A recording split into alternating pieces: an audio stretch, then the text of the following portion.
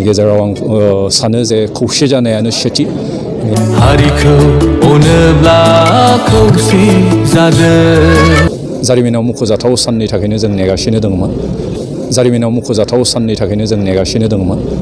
NDFB, एबसु आरो UPPO তিনিটা সংগঠন মিলাই পেলাই 27 জানুৱাৰী 2020 এটা পিচ এগ্ৰিমেণ্ট হৈছিলে। এইটো আমি BTC হিচাপে অহাকালি আমাৰ হেডকোৱাৰ্টাৰত অবজাৰ্ভ কৰা হ'ব। आसा खालामो जि गोरोबथा जाबाय बे गोरोबथाया जोंनि गेजेराव गोदान मोनसे मुगा लाबोगोन, गोदान मोनसे सानखांथि लाबोगोन आरो गोजोननाय, खौसेथि आरो दावगानायखौ लाबोगोन होननानै जों आसा खालामदों। जुदि सरकारा आखरे गासैबो बे एग्रिमेन्टनि बा गोरोबथानि क्ल'जफोरखौ मावफुङो, जाफुंहोयो। जों बेखौ रायलायनायनि गेजेरजों सानज्लायनोसै माबायदि जों दावगालांनो हायो। जोंनि गेजेराव आं सानो जे खौसे जानायानो सेथि। जों खौसेयै माबायदि दावगालांनो हायो आरो मा खालामगोन। जोंहा पार्टि दं, नोंथांमोनबो दं, गासै बर' रायजो राजाबो दं। गासैनिबो खोथाफोरखौ नोजोर लानानै जों दावगालांगोन। মই এটাই কথা কম, আমি আমাৰ নতুন প্ৰজন্মক সুৰক্ষিত কৰিব লাগিব। আমি আমাৰ জাতিটোক জীয়াই ৰাখিব লাগিব। আমাৰ জাতিটোৱে সংগ্ৰাম কৰিব লাগিব। জাতিটো জীয়াই থাকিব লাগিব আৰু অসমখনক আমি ভাৰতবৰ্ষৰ এখন শক্তিশালী ৰাজ্য হিচাপে আমি প্ৰতিষ্ঠা কৰিব লাগিব। আমাৰ মাটি, আমাৰ ভেটি, আমাৰ সংস্কৃতি, আমাৰ পৰিচয় আমি অসমৰ নৱ প্ৰজন্মৰ বাবে ৰক্ষা কৰিব লাগিব। কত শহীদৰ আত্মাই কান্দিছে, আই চৰণ বেদিছো। ইয়াত কোনো বেয়া কথা নাই, তথাপিও আমাৰ ভাৰতীয় প্ৰশাসনে নি জেলত থৈ দিলে আৰু কি ক'ব, উপায় নাই। স্বদেশৰ চৌদিশে উজলি উঠিছে তেজৰ তেলেৰে জ্বলা জুই। কত শহীদৰ আত্মাই কান্দিছে, আই চৰণ বেদিছো। 2020 27 জানুৱাৰী যি শান্তি চুক্তি আছিল, বড়ো শান্তি চুক্তি, যাক BTR এগ্ৰিমেণ্ট হিচাপে আমি সদায় পালন কৰি আহিছোঁ। আৰু অহাকাইলৈ যি 27 জানুৱাৰী আছেই, নিখিল বড়ো ছাত্ৰ সন্থাই 2020 চনৰ পিছত বিভিন্ন ঠাইত আমি নিজাববীয়াকৈ সুকীয়া এই যি চুক্তিৰ যি দিৱস, সেইটো আমি পালন কৰিছোঁ।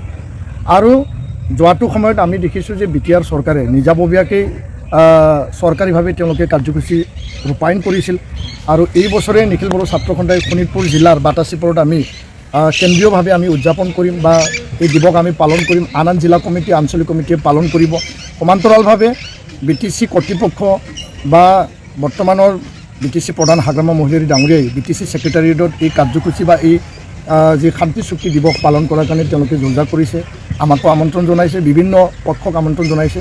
আমাৰ এটা ডেলিগেশ্যন টীম তাত যাব আৰু নিখিল বড়ো ছাত্ৰ সন্থাৰ কেন্দ্ৰীয় কমিটি উদযাপন কৰা বাটাচীপুৰত আমি কেন্দ্ৰীয় কমিটিৰ বিষয়ববীয়াসকল তাত উপস্থিত থাকিব। আৰু এই ক্ষেত্ৰত মোৰ এটাই আহ্বান, 2020 পৰা আজি 2026, আজি পবিত্ৰ দেশৰ এটা গৌৰৱৰ দিন, গণৰাজ্য দিৱস আৰু অহাকাইলৈ চুক্তিৰ দিন। এই সময়ত চুক্তিৰ আধা দফাসমূহ ৰূপায়ণ হ'ল আৰু আধা দফা ৰূপায়ণ হ'বলৈ বাকী আছে। বাজেট আগন্তুক সংসদীয় বাজেট হ'বলৈ গৈ আছে। তাত চুক্তিৰ যি তাত সংবিধান সংশোধনী বিধেয়ক BTC বা BTRক অধিক ক্ষমতা সম্পন্ন কৰাৰ কাৰণে যি বিধেয়ক, সেইটো আনিব লাগে। বড়ো কছাৰী কাউন্সিলৰ ৰূপায়ণৰ কথা আছে, কাৰ্বি আংলং ST হিলৰ কথা আছে আৰু NDFBৰ যিসকল কেছ, এইটো সম্পূৰ্ণ উইড্ৰ আৰু জেলত থকা NDFBক মুকলি আকাশত অনাৰ কথা আছে। সকলোৰ যিখিনি দফা আখৰে প্ৰধানমন্ত্ৰী ডাঙৰীয়াই, গৃহমন্ত্ৰী ডাঙৰীয়াই, মুখ্যমন্ত্ৰী ডাঙৰীয়াই যি প্ৰতিশ্ৰুতি প্ৰদান কৰিছিল, আখৰে ৰূপায়ণ কৰা, দাড়িকমা ৰূপায়ণ কৰা, সেইটো সম্পন্ন কৰিবৰ কাৰণে বা পূৰ্ণাংগ ৰূপায়ণৰ কাৰণে আমি এই স্থানৰ পৰা পুনৰ মই প্ৰধানমন্ত্ৰী, গৃহমন্ত্ৰী, মুখ্যমন্ত্ৰীক আহ্বান জনাইছোঁ, দাবী ৰাখিছোঁ। আৰু অহাকাইলৈ নিখিল বড়ো ছাত্ৰ সন্থাই এই দিৱস আমি পালন কৰা সমান্তৰালভাৱে 10,000 আমি পষ্টকাৰ্ড প্ৰেৰণ কৰা কাৰ্যসূচী অহাকাইলৈৰ পৰা এসপ্তাহজোৰা আমি এইটো কাৰ্যসূচী আমি ৰূপায়ণ কৰিম। লগতে 5,000 ইমেইল, প্ৰধানমন্ত্ৰীক 10,000 পষ্টকাৰ্ড আমি পঠাম এসপ্তাহত, 5,000 ইমেইল আমি পঠাম, যাতে পূৰ্ণাংগ ৰূপায়ণৰ ক্ষিপ্ৰতা, দায়বদ্ধতাৰে চৰকাৰে কাম কৰে।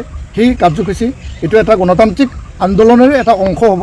চুক্তি দিৱসৰ দিনা আমি এই দুইটা কাৰ্যসূচী ৰূপায়ণ কৰিবৰ কাৰণে আমি সাজু কৰিছোঁ। ধন্যবাদ। আৰু অভিনন্দন জ্ঞাপন কৰিছোঁ। এই ত্ৰিৰংগ পতাকাৰ তলত থিয় হৈ মই জাতিৰ পিতা মহামানৱ মহাত্মা গান্ধীৰ লগতে সেইসকল মহান ভাৰতীয়ৰ প্ৰতি শ্ৰদ্ধা নিবেদন কৰিছোঁ, যিসকলৰ ত্যাগৰ ফলত আমাৰ দেশে গণৰাজ্যৰ অনন্য পৰিচয় লাভ কৰিলে। 5000 বছৰৰ পুৰণি ভাৰতীয় জ্ঞান সভ্যতাৰ আলোকেৰে উজ্জীৱিত হৈ ভাৰত ৰত্ন ডক্টৰ ভীমৰাও ৰামজী আম্বেদকাৰৰ লগতে সংবিধান প্ৰণেতাসকলে সংবিধানখন ৰচনাৰে দেশৰ ভাগ্যৰবী উদয়ত নিৰ্ণায়ক অৱদান আগবঢ়াই গৈছে। মই বাবা চাহেব আম্বেদকাৰ সমন্বিতে সংবিধান সভাৰ প্ৰতিগৰাকী সদস্যাৰ শ্ৰদ্ধাৰে স্মৰণ কৰিছোঁ। গণৰাজ্য দিৱসৰ এই পবিত্ৰ দিনটোৰ মহত্ব 5 গৰাকীকৈ অসম সন্তানৰ পদ্মশ্ৰী সন্মান প্ৰাপ্তিয়ে অধিক উজ্বলাই তুলিলে। যোৱাকালি ভাৰতবৰ্ষৰ মহামান্য ৰাষ্ট্ৰপতি মহোদয়াই অসমৰ ৰাজনৈতিক আৰু সামাজিক জীৱনৰ বৰেণ্য ব্যক্তিত্ব সদ্য প্ৰয়াত গোবিন্দ পুৰকায়স্থদেৱৰ লগতে বিশিষ্ট সত্ৰীয়া শিল্পী হৰিচৰণ শইকীয়া, এৰী আৰু ৰেচম বিশেষজ্ঞ যোগেশ দেউৰী, প্ৰসিদ্ধ ভাস্কৰ্য শিল্পী আৰু কলা নিৰ্দেশক নুৰুদ্দিন আহমেদ আৰু প্ৰসিদ্ধ লোকশিল্পী পখিলা লেকথেপী ডাঙৰীয়ানীক 2026 বৰ্ষৰ পদ্মশ্ৰী সন্মান প্ৰদান কৰিছে। মই প্ৰয়াত গোবিন্দ পুৰকায়স্থদেৱৰ পৰিয়ালবৰ্গৰ লগতে পদ্ম সন্মান প্ৰাপক প্ৰতিগৰাকী বিশিষ্ট ব্যক্তিক আন্তৰিক অভিনন্দন জ্ঞাপন কৰিছোঁ। গণৰাজ্য দিৱসৰ উদযাপনে আমাৰ দেশৰ সংবিধানখনৰ প্ৰতি আনুগত্যশীল হ'বলৈ আমাক প্ৰেৰণা যোগাই আহিছে। আমাৰ দেশৰ সংবিধান ৰচনাৰ প্ৰয়াসৰ আৰম্ভণি হৈছিল 1895 চনত। লোকমান্য বাল গংগাধৰ তিলকৰ অনুপ্ৰেৰণাত প্ৰস্তুত হোৱা হোম ৰুল বিল আছিল সংবিধান প্ৰণয়নৰ প্ৰথম প্ৰয়াস। 1928 চনত মতিলাল নেহেৰুৰ অধ্যক্ষতাত গঠিত এখন সমিতিয়ে চাইমন কমিশ্যনৰ সন্মুখত স্বাধীন ভাৰতৰ সংবিধানৰ এটা ৰূপৰেখা আগবঢ়াইছিল। তাৰ পাছত 1935 চনৰ ভাৰত চৰকাৰ আইনৰ জৰিয়তে যুক্তৰাষ্ট্ৰীয় শাসন ব্যৱস্থা আৰু দায়বদ্ধ চৰকাৰৰ ধাৰণা প্ৰৱৰ্তন হয়। 1946 চনত কেবিনেট মিছন প্লেনৰ অধীনত দেশৰ সংবিধানৰ প্ৰণয়নৰ এখন সংবিধান সভা গঠিত হয়। এই সংবিধান সভাই 1946 চনৰ 13 ডিচেম্বৰ তাৰিখে সংবিধান ৰচনাৰ কাম আনুষ্ঠানিকভাৱে আৰম্ভ কৰে। ভাৰতৰ সংবিধান প্ৰণয়ন প্ৰক্ৰিয়াত অসমেও উল্লেখযোগ্য ভূমিকা আগবঢ়াইছিল। সংবিধান সভাত লোকপ্ৰিয় গোপীনাথ বৰদলৈয়ে উত্তৰ পূব সীমান্ত আৰু জনজাতি প্ৰধান অঞ্চলসমূহৰ উপ সমিতিৰ নেতৃত্ব বহন কৰিছিল। বাবা চাহেব আম্বেদকাৰ ভাৰতীয় সংবিধানৰ মূল ৰূপকাৰ। জৱাহৰলাল নেহেৰুৰ প্ৰাৰম্ভিক আপত্তি সত্ত্বেও মহামানৱ মহাত্মা গান্ধীৰ আস্থা আৰু বিশ্বাসৰ ফলতেই বাবা চাহেব আম্বেদকাৰে খচৰা সমিতিৰ নেতৃত্ব লাভ কৰিছিল। সংবিধান খচৰা প্ৰস্তুত কৰিবলৈ নিৰ্বাচিত 296 জন সদস্যৰ প্ৰথম তালিকাত আম্বেদকাৰৰ নামো অন্তৰ্ভুক্ত নাছিলে। পৰৱৰ্তী সময়ত সংবিধান সভাৰ সদস্য আৰু সংবিধানৰ খচৰা সমিতিৰ অধ্যক্ষৰ দায়িত্ব বাবা চাহেব আম্বেদকাৰে মহামানৱ মহাত্মা গান্ধীৰ আস্থাৰ ফলতেই লাভ কৰে। সংবিধান প্ৰণেতাসকলৰ মহৎ প্ৰচেষ্টাৰ বিপৰীতে তদানীন্তন কংগ্ৰেছ চৰকাৰসমূহে আৰম্ভণিৰে পৰা সংবিধানৰ শৰীৰ আৰু আত্মাক আঘাত কৰিব বিচাৰিছিল। ভাৰতৰ সংবিধানৰ মূল প্ৰতিলিপিটো সুন্দৰ হাতৰ আখৰেৰে আৰু অংগ সজ্জাৰে সুশোভিত কৰি তুলিছিল ৰাম মনোহৰ সিনহা আৰু নন্দলাল বসুৰ দৰে শান্তি নিকেতনৰ শিল্পীসকলে। ছবিখনত ভগৱান ৰামচন্দ্ৰ আৰু শ্ৰীকৃষ্ণৰ ৰূপ আছিল। আমাৰ দেশৰ গণৰাজ্যৰ যি দীঘলীয়া ইতিহাস, ভাৰতীয় সভ্যতা সংস্কৃতিৰ তাৰ প্ৰতিফলন আছিল। সংবিধান খচৰা প্ৰস্তুত হোৱাৰ লগে লগে কংগ্ৰেছে সেই সময়ত শ্ৰী নন্দলাল বসুৱে প্ৰস্তুত কৰা সেই চিত্ৰখন আঁতৰাই দিছিল। এয়াই আছিল সংবিধানৰ শৰীৰত কংগ্ৰেছ দলৰ আক্ৰমণ। সংবিধান হৈছে গণতন্ত্ৰৰ আত্মা। সংবিধানৰ জৰিয়তে ইয়াৰ প্ৰণেতাসকলে এনে এখন ভাৰতৰ স্বৰূপ সুদৃঢ় কৰিব বিচাৰিছিল, যিখন দেশে স্বাভাৱিকতে বহুতত্ববাদী, বৈষম্যহীন আৰু শিপাৰ সৈতে গভীৰভাৱে সম্পৃক্ত। সংবিধানখনে আমাক যুক্তৰাষ্ট্ৰীয় শাসন ব্যৱস্থাৰ আধাৰ দিছিল। বিকেন্দ্ৰীকৃত শাসন ব্যৱস্থাৰ জৰিয়তে বিকাশ আৰু উন্নয়নৰ ৰূপান্তৰকামী শক্তিয়ে প্ৰতিটো অঞ্চলক যাতে সমভাৱে চুই যায় তাৰ বাবে কাম কৰিবলৈ নীতি নিৰ্দেশনা দিছে। 2014 চনত ভাৰতৰ প্ৰধানমন্ত্ৰী নৰেন্দ্ৰ মোদী ডাঙৰীয়াই দায়িত্ব গ্ৰহণ কৰাৰ পৰা এখন আধুনিক ভাৰতৰ অনিৰুদ্ধ যাত্ৰা আমাৰ দেশত আৰম্ভ হৈছিল। প্ৰথমবাৰৰ বাবে ভাৰতৰ সীমাত অৱস্থান কৰা উত্তৰ পূৰ্বাঞ্চলে দেশৰ কেন্দ্ৰীয় স্থানলৈ যাবলৈ সক্ষম হৈছিল। ভাৰতবৰ্ষৰ বিকাশৰ যাত্ৰাত আমাৰ ৰাজ্যখনে এক দূৰগামী আৰু অভূতপূৰ্ব ভূমিকা গ্ৰহণ কৰিবলৈ সাহস আৰু শক্তি পাইছিলে। শ্ৰদ্ধাৰ ৰাইজ, 2021 চনৰ 10 মে তাৰিখে আমাৰ ৰাজ্যৰ মুখ্যমন্ত্ৰী হিচাপে মই দায়িত্ব গ্ৰহণ কৰিছিলোঁ। আমাৰ লক্ষ্য আছিল স্পষ্ট। আমি এখন অসম নিৰ্মাণ কৰিম, যিখন অসম অটল হৈ থাকিব, যিখন অসম অবিচল হৈ থাকিব আৰু যিখন অসমে অগ্ৰগামী গতিৰে অসমৰ বিকাশৰ অনিৰুদ্ধ যাত্ৰাক আগবঢ়াই লৈ যাব। আজি আমি স্পষ্টভাৱে মনত পেলাব পাৰোঁ, আমাৰ ৰাজ্যত স্বাধীনতা দিৱস আৰু গণতন্ত্ৰ দিৱস উদযাপন হৈছিল বন্ধ, বয়কট, ধৰ্ণা, ধৰ্মঘটৰ মাজেৰে। আমাৰ ৰাজ্যত স্বাধীনতা দিৱস আৰু গণতন্ত্ৰ দিৱস উদযাপন হৈছিল বন্দুক, গ্ৰেনেড আৰু বোমা বিস্ফোৰণৰ দৰে অনাৱশ্যক ঘটনাৰাজিৰ মাজত। কিন্তু আজি আমি গৌৰৱেৰে সৈতে স্বাধীনতা দিৱস আৰু গণতন্ত্ৰ দিৱস পালন কৰিছোঁ।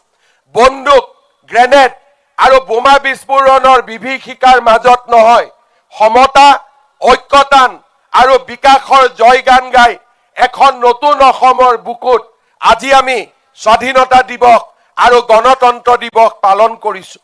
শ্ৰদ্ধাৰ ৰাইজ, দ্বিতীয়বাৰৰ বাবে এই ঐতিহাসিক ডিব্ৰুগড়ৰ কেন্দ্ৰীয় গণৰাজ্য দিৱসত পতাকা উত্তোলনৰ সৌভাগ্য মোৰ প্ৰাপ্তি হৈছে। মই ডিব্ৰুগড়বাসী ৰাইজক অত্যন্ত বিনম্ৰতাৰে সৈতে জনাব বিচাৰিছোঁ যে অহা 30 জানুৱাৰী তাৰিখে ভাৰতৰ কেন্দ্ৰীয় গৃহমন্ত্ৰী অমিত শ্বাহ ডাঙৰীয়াই ডিব্ৰুগড়ত ৰাজ্যৰ অসম বিধানসভাৰ চৌহদৰ আধাৰশিলা স্থাপন কৰিব।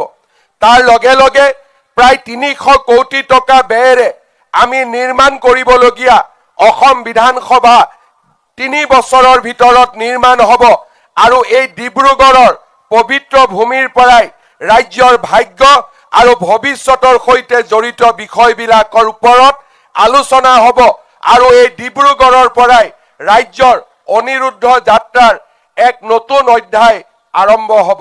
মই ডিব্ৰুগড়বাসী ৰাইজক অহা 30 জানুৱাৰী তাৰিখৰ অনুষ্ঠানত যোগদান কৰাৰ বাবে বিনম্ৰতাৰে সৈতে আহ্বান জনাম। আমি মনত পেলাওঁ, উজনি অসমৰ যোগাযোগ, স্বাস্থ্য আৰু উদ্যোগৰ স্নায়ু কেন্দ্ৰ হিচাপে ৰাজ্যৰ স্বাধীনতাৰ আগত আৰু স্বাধীনতাৰ পৰৱৰ্তী সময়ত ডিব্ৰুগড়ে আত্মপ্ৰকাশ কৰিছিল। 1852 চনত ব্ৰিটিছে ডিব্ৰুগড়ক ব্ৰহ্মপুত্ৰৰ যোগেদি কলিকতা আৰু চিটাগং বন্দৰৰ সৈতে সংযোগ কৰিছিল। 19বিংশ শতিকাত ডিব্ৰুগড়ে ৰেল মানচিত্ৰত স্থান লাভ কৰিছিল। স্বাধীনতাৰ কালত বিমানবন্দৰ স্থাপনৰ পিছত ডিব্ৰুগড়ে দেশৰ বিভিন্ন স্থানৰ লগত সংযুক্ত হৈ পৰিছিল। ডিব্ৰুগড় জিলাই অসমৰ অৰ্থনৈতিক উন্নয়নত এক বিশাল বৰঙণি আগবঢ়াই আহিছে। উদ্যোগ নগৰী হিচাপে ডিব্ৰুগড়ত কেইবাটাও বিশাল উদ্যোগ প্ৰতিষ্ঠা হৈছে। কেইদিনমান আগতে ভাৰতৰ প্ৰধানমন্ত্ৰী ডাঙৰীয়াই আমাৰ ডিব্ৰুগড় জিলাত 12 লাখ মেট্ৰিক টনৰ ইউৰিয়া আৰু এমনিয়া সাৰ কাৰখানাৰ আধাৰশিলা স্থাপন কৰি ডিব্ৰুগড়ৰ ঔদ্যোগিক পৰিচয়ক আৰু এবাৰ আগুৱাই লৈ গ'ল। ডিব্ৰুগড়ক আমি আনুষ্ঠানিকভাৱে অসমৰ দ্বিতীয় ৰাজধানী হিচাপে ঘোষণা কৰাৰ মাত্ৰ কেইদিনমানৰ ভিতৰতেই বিধানসভাৰ চৌহদ নিৰ্মাণৰ প্ৰচেষ্টাই আমাৰ যি লক্ষ্য সেই লক্ষ্যক বহুদূৰ আগুৱাই লৈ গ'ল। যোৱা কেইদিনমান আগতে ভাৰতৰ উচ্চতম ন্যায়ালয়ৰ মুখ্য ন্যায়াধীশ গৰাকী গুৱাহাটীলৈ আমাৰ উচ্চ ন্যায়ালয়ৰ স্থায়ী ভৱনৰ আধাৰশিলা স্থাপন কৰিবলৈ আহোঁতে তেখেতক মই ডিব্ৰুগড়ত গুৱাহাটী উচ্চ ন্যায়ালয়ৰ এখন চাৰ্কিট বেঞ্চ স্থাপন কৰাৰ বাবেও অনুৰোধ আগবঢ়াইছিলোঁ। মই বিশ্বাস কৰোঁ ডিব্ৰুগড়ত মুখ্যমন্ত্ৰীৰ সচিবালয়, অসম বিধানসভাৰ চৌহদ আৰু আমি খুব সোনকালে ডিব্ৰুগড়ত উচ্চ ন্যায়ালয়ৰ চাৰ্কিট বেঞ্চ স্থাপন কৰিবলৈ আমি নিশ্চিতভাৱে সক্ষম হ'ম, তাক মই দৃঢ়তাৰে সৈতে বিশ্বাস কৰোঁ। শ্ৰদ্ধাৰ ৰাইজ, আমি এনে এখন অসমত বাস কৰিছিলোঁ যিখন অসম আছিল ভাৰতৰ অৰ্থনীতিৰ সূচাংকসমূহৰ ভিতৰত আটাইতকৈ তলত স্থান অধিকাৰ কৰা এখন ৰাজ্য। আমি এনে এখন অসমত বাস কৰিছিলোঁ যিখন অসমৰ পৰিচয় আছিলে সন্ত্ৰাসবাদ আৰু আন্দোলন। আমি এনে এখন অসমত বাস কৰিছিলোঁ যিখন অসমত গোষ্ঠীগত সংঘৰ্ষ আৰু মানুহৰ মাজত সমন্বয়ৰ অভাৱে আমাৰ ৰাজ্যখনৰ মূল ভেটিটোকে দুৰ্বল কৰি থৈ গৈছিল। আমি এনে এখন অসমত বাস কৰিছিলোঁ যিখন অসমৰ পৰা শিক্ষিত যুৱক যুৱতীয়ে চাকৰিৰ সন্ধানত কৰ্ণাটক, অন্ধ্ৰ প্ৰদেশৰ দৰে ৰাজ্যলৈ গতি কৰিছিল। আমি এনে এখন অসমত বাস কৰিছিলোঁ যিখন অসমত চতুৰ্থ বৰ্গৰ সাধাৰণ চাকৰি এটাৰ কাৰণেও কেইবা লাখ টকাৰ ঘোষ বা আজি আমাৰ ৰাজ্যৰ যুৱ শক্তিয়ে কৰাপশ্যনৰ এক আঘাতত পৰি নিজক এক প্ৰকাৰ দুখ আৰু বেদনাৰে এটা পৰ্যায়লৈকে লৈ গৈছিল, য'ত নেকি তেওঁলোকে সন্ত্ৰাসবাদত যোগদান কৰাৰ বাবেও বিবেচনা কৰিছিল। আমি এনে এখন ৰাজ্যত বাস কৰিছিলোঁ যিখন ৰাজ্যত শিক্ষা আৰু স্বাস্থ্যৰ কাঠামো এটা সময়ত ভাঙি পৰিছিল। কিন্তু আজি আমি সম্পূৰ্ণ গৌৰৱ আৰু আনন্দৰে সৈতে ক'ব পাৰোঁ যে ভাৰতীয় ৰিজাৰ্ভ বেংকে যোৱা 5 বছৰৰ অৰ্থনৈতিক বিকাশৰ তুলনা কৰি আনুষ্ঠানিকভাৱে ঘোষণা কৰিছে যে ভাৰতৰ ভিতৰত অসমেই হৈছে ভাৰতৰ আটাইতকৈ দ্ৰুতগতিত বৃদ্ধি পোৱা অৰ্থনীতি। 2020 পৰা 2025 ভিতৰত ৰাষ্ট্ৰীয় উৎপাদনৰ গড় বৃদ্ধি হৈছিল 29%। তাৰ পৰিৱৰ্তে অসমৰ অৰ্থনৈতিক উন্নয়নৰ গড় হৈছে 45%। অৰ্থাৎ ভাৰতৰ উন্নয়নৰ গতিক পিছ পেলাই আজি অসমে ভাৰতৰ অৰ্থনৈতিক আকাশত এক নৱ উদিত সুৰুজ ৰূপে আত্মপ্ৰকাশ কৰিছে। আমাৰ ৰাজ্যৰ ঘৰুৱা উৎপাদনে এটা নতুন অভিলেখ স্থাপনৰ ফালে আগবাঢ়িছে। প্ৰতি বছৰে 13 পৰা 15% আমাৰ ৰাজ্যৰ গড় উৎপাদন বৃদ্ধিৰ ফলত 2027 চনত আমাৰ ৰাজ্যৰ জিডিপি বা ৰাজ্যৰ মূল অৰ্থনীতি 10 লাখ কোটি টকাত ভৰি দিবৰ বাবে আগবাঢ়ি গৈ আছে। আমাৰ ৰাজ্যৰ এসময়ত কৃষিভিত্তিক ৰাজ্য আছিলে। আজি কৃষিৰ সমান্তৰাল হিচাপে সেৱা আৰু উদ্যোগ ক্ষেত্ৰ দ্ৰুতগতিত আগবাঢ়ি গৈছে। যোৱা বছৰৰ ফেব্ৰুৱাৰী মাহত প্ৰধানমন্ত্ৰী নৰেন্দ্ৰ মোদী ডাঙৰীয়াৰ উপস্থিতিত আমি অসমত এডভান্টেজ আছাম 0.2 অনুষ্ঠিত কৰিছিলোঁ। সেই সময়ত আমি 5 লাখ কোটি টকাৰ বিনিয়োগৰ প্ৰস্তাৱ আমি লাভ কৰিছিলোঁ। আজি মই অত্যন্ত আনন্দ সহকাৰে ক'ব পাৰোঁ যে এই প্ৰস্তাৱসমূহৰ ভিতৰত 3 লাখ কোটি টকাৰ প্ৰস্তাৱ ইতিমধ্যেই কাৰ্যকৰী হোৱাৰ পথত আগবাঢ়িছে। যোৱা 20 জানুৱাৰীৰ পৰা 22 জানুৱাৰীলৈ ছুইজাৰলেণ্ডৰ ডাভোছত অনুষ্ঠিত হোৱা ৱৰ্ল্ড ইকনমিক ফৰামত প্ৰথমবাৰৰ বাবে অসমক প্ৰতিনিধিত্ব কৰাৰ সুযোগ দিয়া হৈছিল। বহুতে প্ৰশ্ন কৰিছিল যে আমাৰ উত্তৰ পূৰ্বাঞ্চলৰ আগৰ ভাষাত অৰ্থনৈতিকভাৱে পিছপৰা অসমৰ দৰে ৰাজ্যক ৱৰ্ল্ড ইকনমিক ফৰামলৈ কিয় আমন্ত্ৰণ জনোৱা হৈছিলে?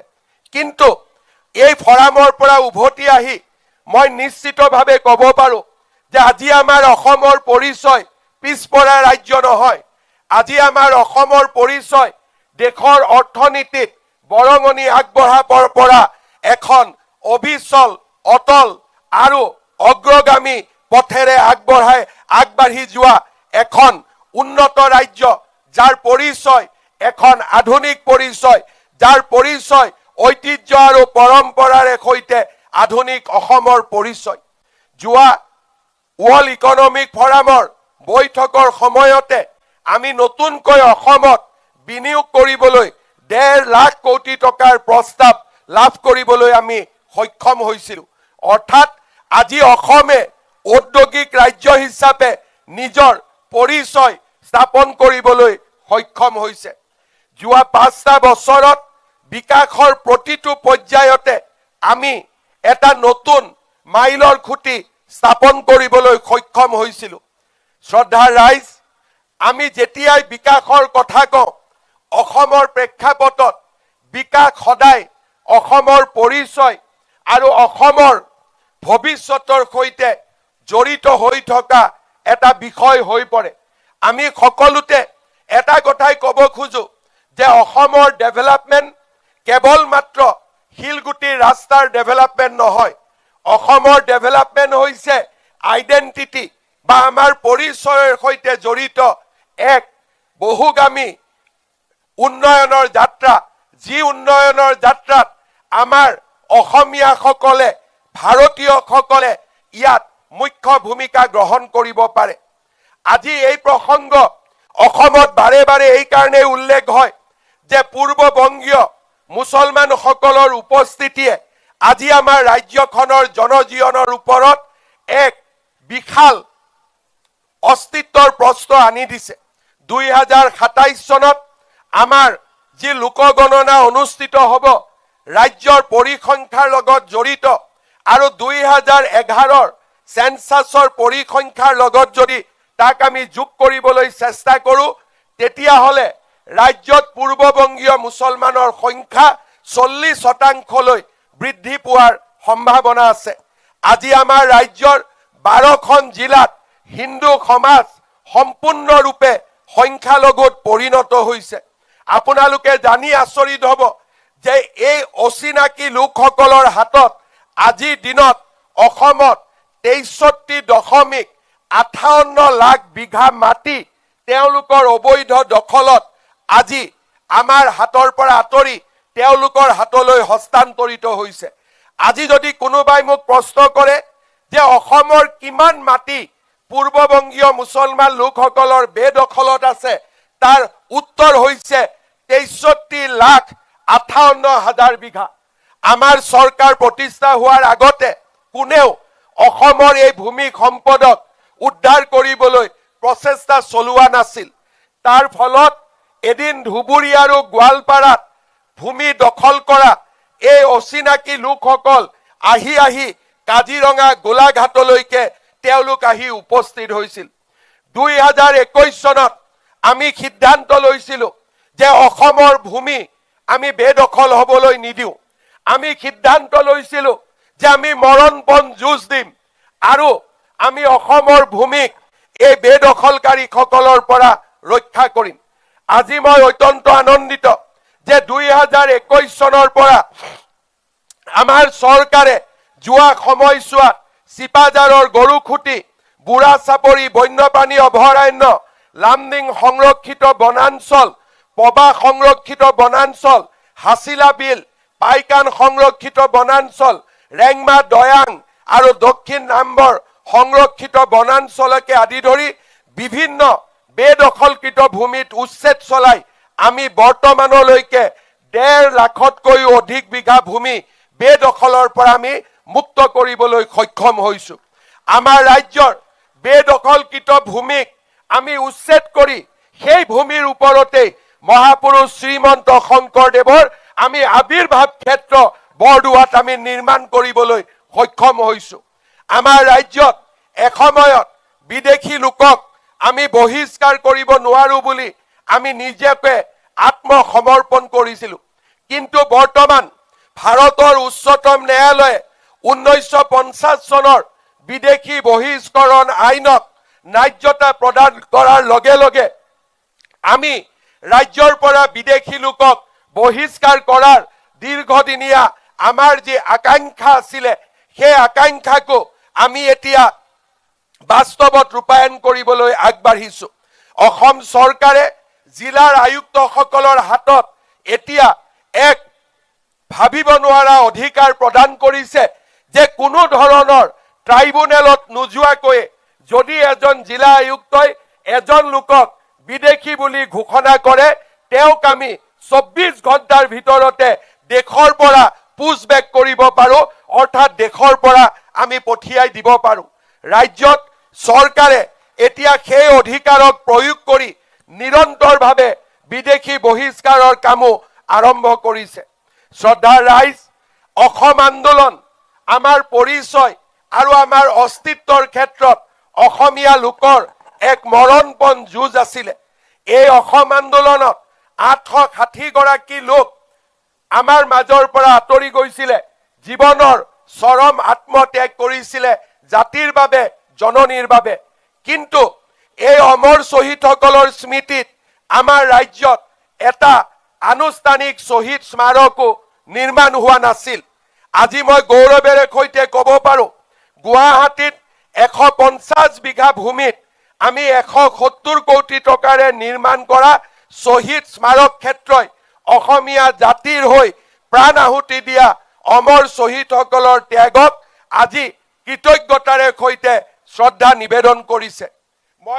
মই অত্যন্ত গৌৰৱ অনুভৱ কৰোঁ যে এই শ্বহীদ স্মাৰকত ভাৰতৰ প্ৰধানমন্ত্ৰী নৰেন্দ্ৰ মোদী ডাঙৰীয়া আৰু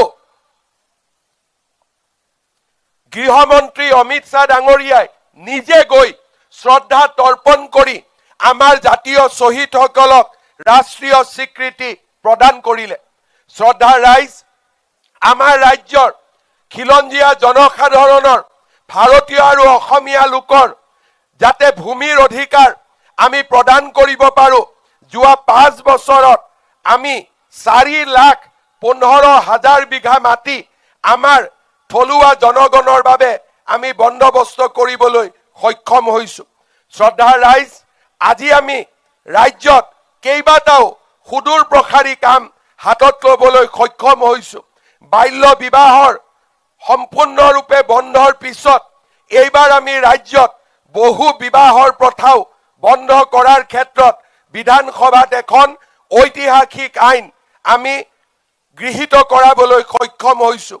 ইয়াৰ জৰিয়তে আমাৰ ৰাজ্যৰ একাংশ লোকে এটা জীৱনতে 3টা-4টাকৈ বিয়া কৰোৱাৰ যি কুপ্ৰথা আছিলে সেই কুপ্ৰথা সম্পূৰ্ণৰূপে বন্ধ হ'ব আৰু বহু বিবাহৰ বাবে 7 বছৰকৈ জেল দিয়াৰ ব্যৱস্থাও আজি আমাৰ অসম বিধানসভাই আইনত সন্নিৱিষ্ট কৰিবলৈ সক্ষম হৈছে।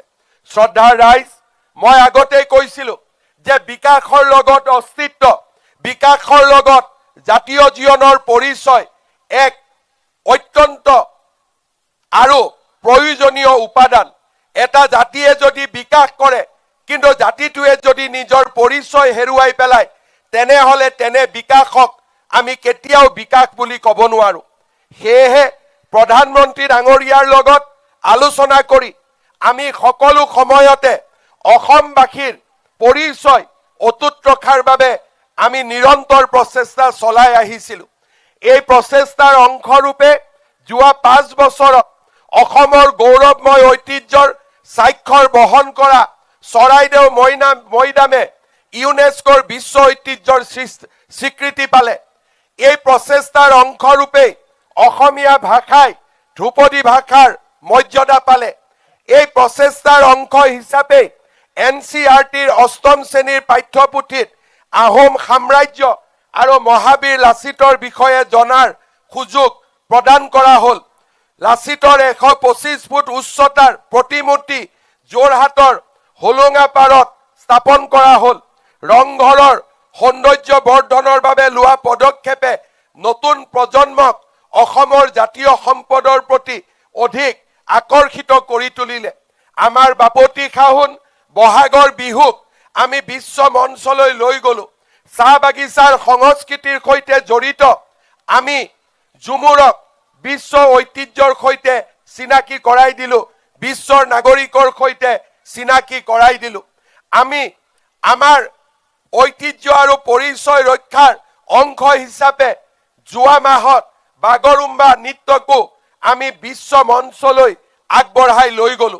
আমাৰ ৰাজ্যৰ কোনো 5 বছৰত কেতিয়াও একেলগে উচ্ছেদ অভিযান, শ্বহীদৰ সন্মান, মহাপুৰুষ শ্ৰীমন্ত শংকৰদেৱৰ আবিৰ্ভাৱ ক্ষেত্ৰ, বিদেশী নাগৰিক বহিষ্কাৰৰ সূচনা, খিলঞ্জীয়া লোকক ভূমিপট্টা প্ৰদান, চৰাইদেউক বিশ্ব ঐতিহ্যৰ স্বীকৃতি, লাচিতক বৰসভালৈ লৈ যোৱা আৰু বিহু ঝুমুৰ বাগৰুম্বাক বিশ্বৰ সৈতে পৰিচয় কৰাই দিয়া, অসমীয়া ভাষাক ধ্ৰুপদী ভাষাৰ মৰ্যাদা প্ৰদান কৰা, এই আটাইবোৰ কাম কোনো 5 বছৰতে কেতিয়াও কৰিব পৰা হোৱা নাছিল। মাত্ৰ 5টা বছৰ ভিতৰতেই অসমৰ প্ৰতিটো সম্পদ আৰু অসমৰ প্ৰতিটো পৰিচয়ক আমি বিশ্বৰ মঞ্চলৈ বৰসভালৈ আমি লৈ যাবলৈ সক্ষম হলো। যোৱা 5 বছৰত মই গৌৰৱেৰে সৈতে ক'ব পাৰো যে যোৱা 5 বছৰত আমি কাজিৰঙাৰ গড় হত্যা, গড়ৰ চোৰাং চিকাৰ আমি সম্পূৰ্ণৰূপে বন্ধ কৰিবলৈ সক্ষম হলো। আমাৰ ৰাজ্যত যোৱা 5টা বছৰত যিবিলাক কাম আমি কেতিয়াও ভাবিব পৰা নাছিলো, আজি প্ৰত্যেকটো কাম আমি এটা সফলতাৰ দিশলৈ, আমি সপোনৰ পৰা সিদ্ধিলৈ আমি ৰূপান্তৰ কৰিবলৈ সক্ষম হৈছো। আমাৰ ৰাজ্যত কোনোৱে ভাবা নাছিল যে আমি বাঁহৰ পৰা এদিন তেল উৎপাদন কৰিম। নুমলীগড়ৰ বায়' ইথানেল উদ্যোগ কোনেও ভাবা নাছিল যে আমাৰ নামৰূপৰ সাৰ কাৰখানা যি 2 লাখ মেট্ৰিক টনৰ আছিল, সি 12 লাখ মেট্ৰিক টনলৈ উন্নত হ'ব। 10,000 কোটি টকাৰ উদ্যোগিক বিনিয়োগ হ'ব। আমাৰ ৰাজ্যৰ জনগণে কেতিয়াও কল্পনা কৰা নাছিলে যে 5টা বছৰৰ ভিতৰতে এনে কাম আজি আমি অসমীয়াই কৰিব পাৰো। মই যেতিয়া ৱৰ্ল্ড ইকনমিক ফৰামত গৈছিলো, বিশ্বৰ ছেমি কণ্ডাক্টৰৰ সৈতে জড়িত উদ্যোগপতিসকলক লগ পাইছিলো। তেওঁলোকে আচৰিত হৈছিলে যে অসমৰ দৰে পিছপৰা ৰাজ্য এখনত ছেমি কণ্ডাক্টৰৰ দৰে উদ্যোগ কেনেকৈ স্থাপন হ'ব পাৰে। মই তেওঁলোকক কৈছিলো যে উদ্যোগ স্থাপন হোৱাই নহয়, অহা 6 মাহৰ ভিতৰত বিশ্বৰ ছেমি কণ্ডাক্টৰ চিপছ এক্সপৰ্টৰ ক্ষেত্ৰত অসম 1 নম্বৰ ডেষ্টিনেশ্যন হ'ব, অসম 1 নম্বৰ ৰাজ্য হ'ব। ইয়াৰ লগে লগে ৰাজ্যৰ বিকাশৰ বিভিন্ন দিশত আমি ভাবিব নোৱাৰা অগ্ৰগামী যাত্ৰা আৰম্ভ কৰিলো। আমি কোনেও ভবা নাছিলো যে কেইটামান দিনৰ ভিতৰতে আমাৰ ধলাশদিয়াৰ দলং সম্পূৰ্ণ হ'ব।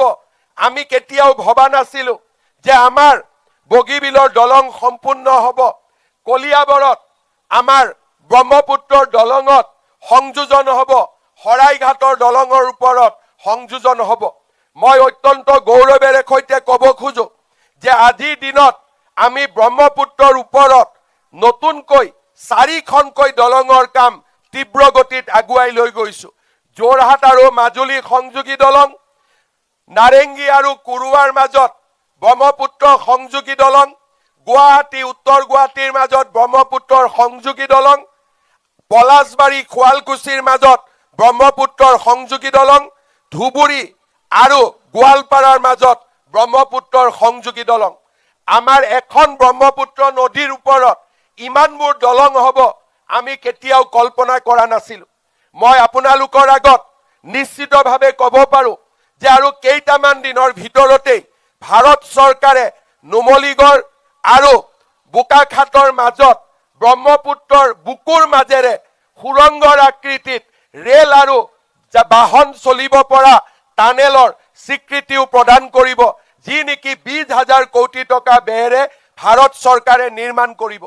মই যোৱাবাৰ যেতিয়া গণৰাজ্য দিৱসৰ পতাকা উত্তোলন কৰি ডিব্ৰুগড়ত কৈছিলো যে আমি খুব কম দিনৰ ভিতৰতেই কাজিৰঙাৰ ওপৰত 32 কিলোমিটাৰৰ এলিভেটেড কৰিডৰ নিৰ্মাণ কৰিম বহুতে হয়তো বিশ্বাস কৰিবলৈ টান পাইছিল আজি আমি সকলোৱে দেখা পাইছো যে প্ৰধানমন্ত্ৰী নৰেন্দ্ৰ মোদী ডাঙৰীয়াই কলিয়াবৰলৈ আহি কাজিৰঙাৰ ওপৰত 36 কিলোমিটাৰৰ এলিভেটেড কৰিডৰৰ আধাৰশিলা স্থাপন কৰিলে 2 বছৰৰ ভিতৰত এই এলিভেটেড কৰিডৰৰ নিৰ্মাণ সম্পূৰ্ণ হ'ব এই এলিভেটেড কৰিডৰ নিৰ্মাণৰ ফলত ডিব্ৰুগড় আৰু গুৱাহাটীৰ মাজত দূৰত্ব 1 ঘণ্টা সময় কমি যাব অৰ্থাৎ ডিব্ৰুগড়ৰ পৰা গুৱাহাটীলৈ আমি যেতিয়া ভ্ৰমণ কৰিম এলিভেটেড কৰিডৰৰ ওপৰেদি গলে যাত্ৰাৰ সময় 1 ঘণ্টা কমি যাব আৰু গুৱাহাটী আমাৰ নিচেই ওচৰত আহিব মোৰ দুটা আৰু সপোন আছে যাক নেকি আমি ৰূপায়ণ কৰাৰ বাবে প্ৰচেষ্টা কৰিম হেয়া হৈছে গুৱাহাটী আৰু ডিব্ৰুগড়ৰ মাজত এক্সপ্ৰেছ কৰিডৰ আৰু শিলিগুৰি আৰু গুৱাহাটীৰ মাজত এক্সপ্ৰেছ কৰিডৰ এই দুইটা এক্সপ্ৰেছ কৰিডৰ যদি আমি নিৰ্মাণ কৰিব পাৰো গুৱাহাটী আৰু ডিব্ৰুগড়ৰ দূৰত্ব 4 ঘণ্টালৈকে কমি যাব তেনে সপোন আগত লৈ আমি আমাৰ কাম আৰম্ভ কৰিছো শ্ৰদ্ধাৰ ৰাইজ আমি আশা কৰিছো যে যোৰহাট আৰু ডিব্ৰুগড় নগাঁৱৰ মাজত আমাৰ ৰাষ্ট্ৰীয় ঘাইপথ নিৰ্মাণৰ কাম প্ৰায় সম্পূৰ্ণ হৈছে আমি আশা কৰিছো যে আমাৰ মৰাণত আমি যি এডভান্স ল্যান্ডিং ফেসিলিটি অৰ্থাৎ বিমানেও প্ৰয়োজন হলে অৱতৰণ কৰিব পাৰে যোৱা 14 ডিসেম্বৰত ভাৰতৰ প্ৰধানমন্ত্ৰী ডাঙৰীয়াক মই নিমন্ত্ৰণ কৰিছো যে মৰাণৰ নেশনেল হাইৱেত আহি বিমানেৰে এবাৰ অৱতৰণ কৰি যাবলৈ যি নেশনেল হাইৱেত এদিন গাড়ী চলিব পৰা নাছিল এদিন স্কুটাৰ মটৰচাইকেল চলিব পৰা নাছিল সেই নেশনেল হাইৱেত এতিয়া ফ্লাইটে ল্যান্ডিং কৰিব তেনে এক পৰিৱৰ্তন আমি অসমৰ জাতীয় জীৱনলৈ লৈ আহিব খুজিছো শ্ৰদ্ধাৰ ৰাইজ আমাৰ ৰাজ্যত বিশ্ববিদ্যালয় নিৰ্মাণে হওক অভিযান্ত্ৰিক প্ৰতিষ্ঠান নিৰ্মাণে হওক মেডিকেল কলেজ নিৰ্মাণে হওক আজি অসমে ভাৰতৰ বুকুত নতুন নতুন অভিলেখ স্থাপন কৰিবলৈ সক্ষম হৈছে আজি আমাৰ ৰাজ্যই হৈছে যে আটাইতকৈ ডেন্সিটি থকা প্ৰতিখন জিলাতে মেডিকেল কলেজ নিৰ্মাণৰ সপোন দেখা প্ৰতিখন জিলাতে বিশ্ববিদ্যালয় নিৰ্মাণৰ সপোন দেখা প্ৰতিখন জিলাতে ইঞ্জিনিয়াৰিং কলেজ নিৰ্মাণৰ সপোন দেখা আমাৰ ৰাজ্যই হৈছে ভাৰতৰ ভিতৰতে এখন প্ৰথম শাৰীৰ ৰাজ্য শ্ৰদ্ধাৰ ৰাইজ বিকাশ আৰু অস্তিত্বৰ লগতে আমি আটাইতকৈ গুৰুত্ব দিছিলো আমাৰ যুৱক সমাজৰ সপোন আৰু যুৱক সমাজৰ আশা আৰু আকাংক্ষাক আমি যাতে বাস্তৱত ৰূপায়ণ কৰিব পাৰো অসমৰ যাতে কোনো যুৱক হতাশাৰ শিকাৰ হ'ব নালাগে অসমৰ কোনো যুৱক দুৰ্নীতিৰ কৰাল গ্ৰাসত পৰি সন্ত্ৰাসবাদত যোগদান কৰিব নালাগে আৰু আমাৰ চৰকাৰৰ আটাইতকৈ ডাঙৰ প্ৰচেষ্টা আছিল যে অসমৰ যুৱক সমাজৰ বাবে স্বচ্ছ নিযুক্তিৰ ব্যৱস্থা কৰা নিৰ্বাচনৰ সময়ত মই ৰাইজক কৈছিলো যে অসমত যদি বিজেপিৰ চৰকাৰ গঠন হয় আমি 1 লাখ যুৱকক চৰকাৰী চাকৰি দিম কিন্তু আজি 5টা বছৰ পিছত মই গৌৰৱেৰে সৈতে ক'ব পাৰো যে আমি অকল 1 লাখ যুৱকক নিযুক্তি দিয়াই নহয় আজি প্ৰতিগৰাকী যুৱকক আমি স্বচ্ছতাৰে নিযুক্তি দিছো এতিয়া অসমত চৰকাৰী চাকৰিৰ বাবে টকাৰ ব্যৱসায় কৰিব নালাগে অসমত চৰকাৰী চাকৰিৰ বাবে আমাক কাৰো পৃষ্ঠপোষকতা নালাগে আজি আমি ৰাজ্যত 1 লাখ চাকৰিৰ কথা দি বৰ্তমানলৈকে 1,56,000 চৰকাৰী চাকৰি আমি দিবলৈ সক্ষম হৈছো মই বিশ্বাস কৰো যে ফেব্ৰুৱাৰী মাহৰ ভিতৰত আৰু কেইবা হাজাৰো যুৱক যুৱতীয়ে নতুনকৈ চৰকাৰী চাকৰি লাভ কৰিব শ্ৰদ্ধাৰ ৰাইজ চৰকাৰী চাকৰিৰ লগে লগে মুখ্যমন্ত্ৰীৰ আত্মনিৰ্ভৰ অসম এই আঁচনিৰ জৰিয়তে অসমৰ যুৱক সমাজৰ উদ্যমিতাক আমি আগুৱাই লৈ যাবলৈ প্ৰয়াস কৰিছো অহা ফেব্ৰুৱাৰী মাহত প্ৰায় 1 লাখ যুৱকে চৰকাৰৰ পৰা উদ্যমিতাৰ বাবে 1 লাখৰ পৰা 2 লাখ আৰু 5 লাখ পৰ্যন্ত বিনা বেংকৰ জৰিয়তে প্ৰত্যক্ষভাৱে অনুদান লাভ কৰিব অসমৰ যুৱক সমাজৰ মাজত ষ্টাৰ্টআপ বা ইনোভেশন আগুৱাই লৈ যাবলৈ আমি অসমৰ বিশ্ববিদ্যালয়সমূহত ষ্টাৰ্টআপ আৰু ইনোভেশ্যন লেব প্ৰতিষ্ঠা কৰাৰ বাবেও আমি সিদ্ধান্ত লৈছোঁ।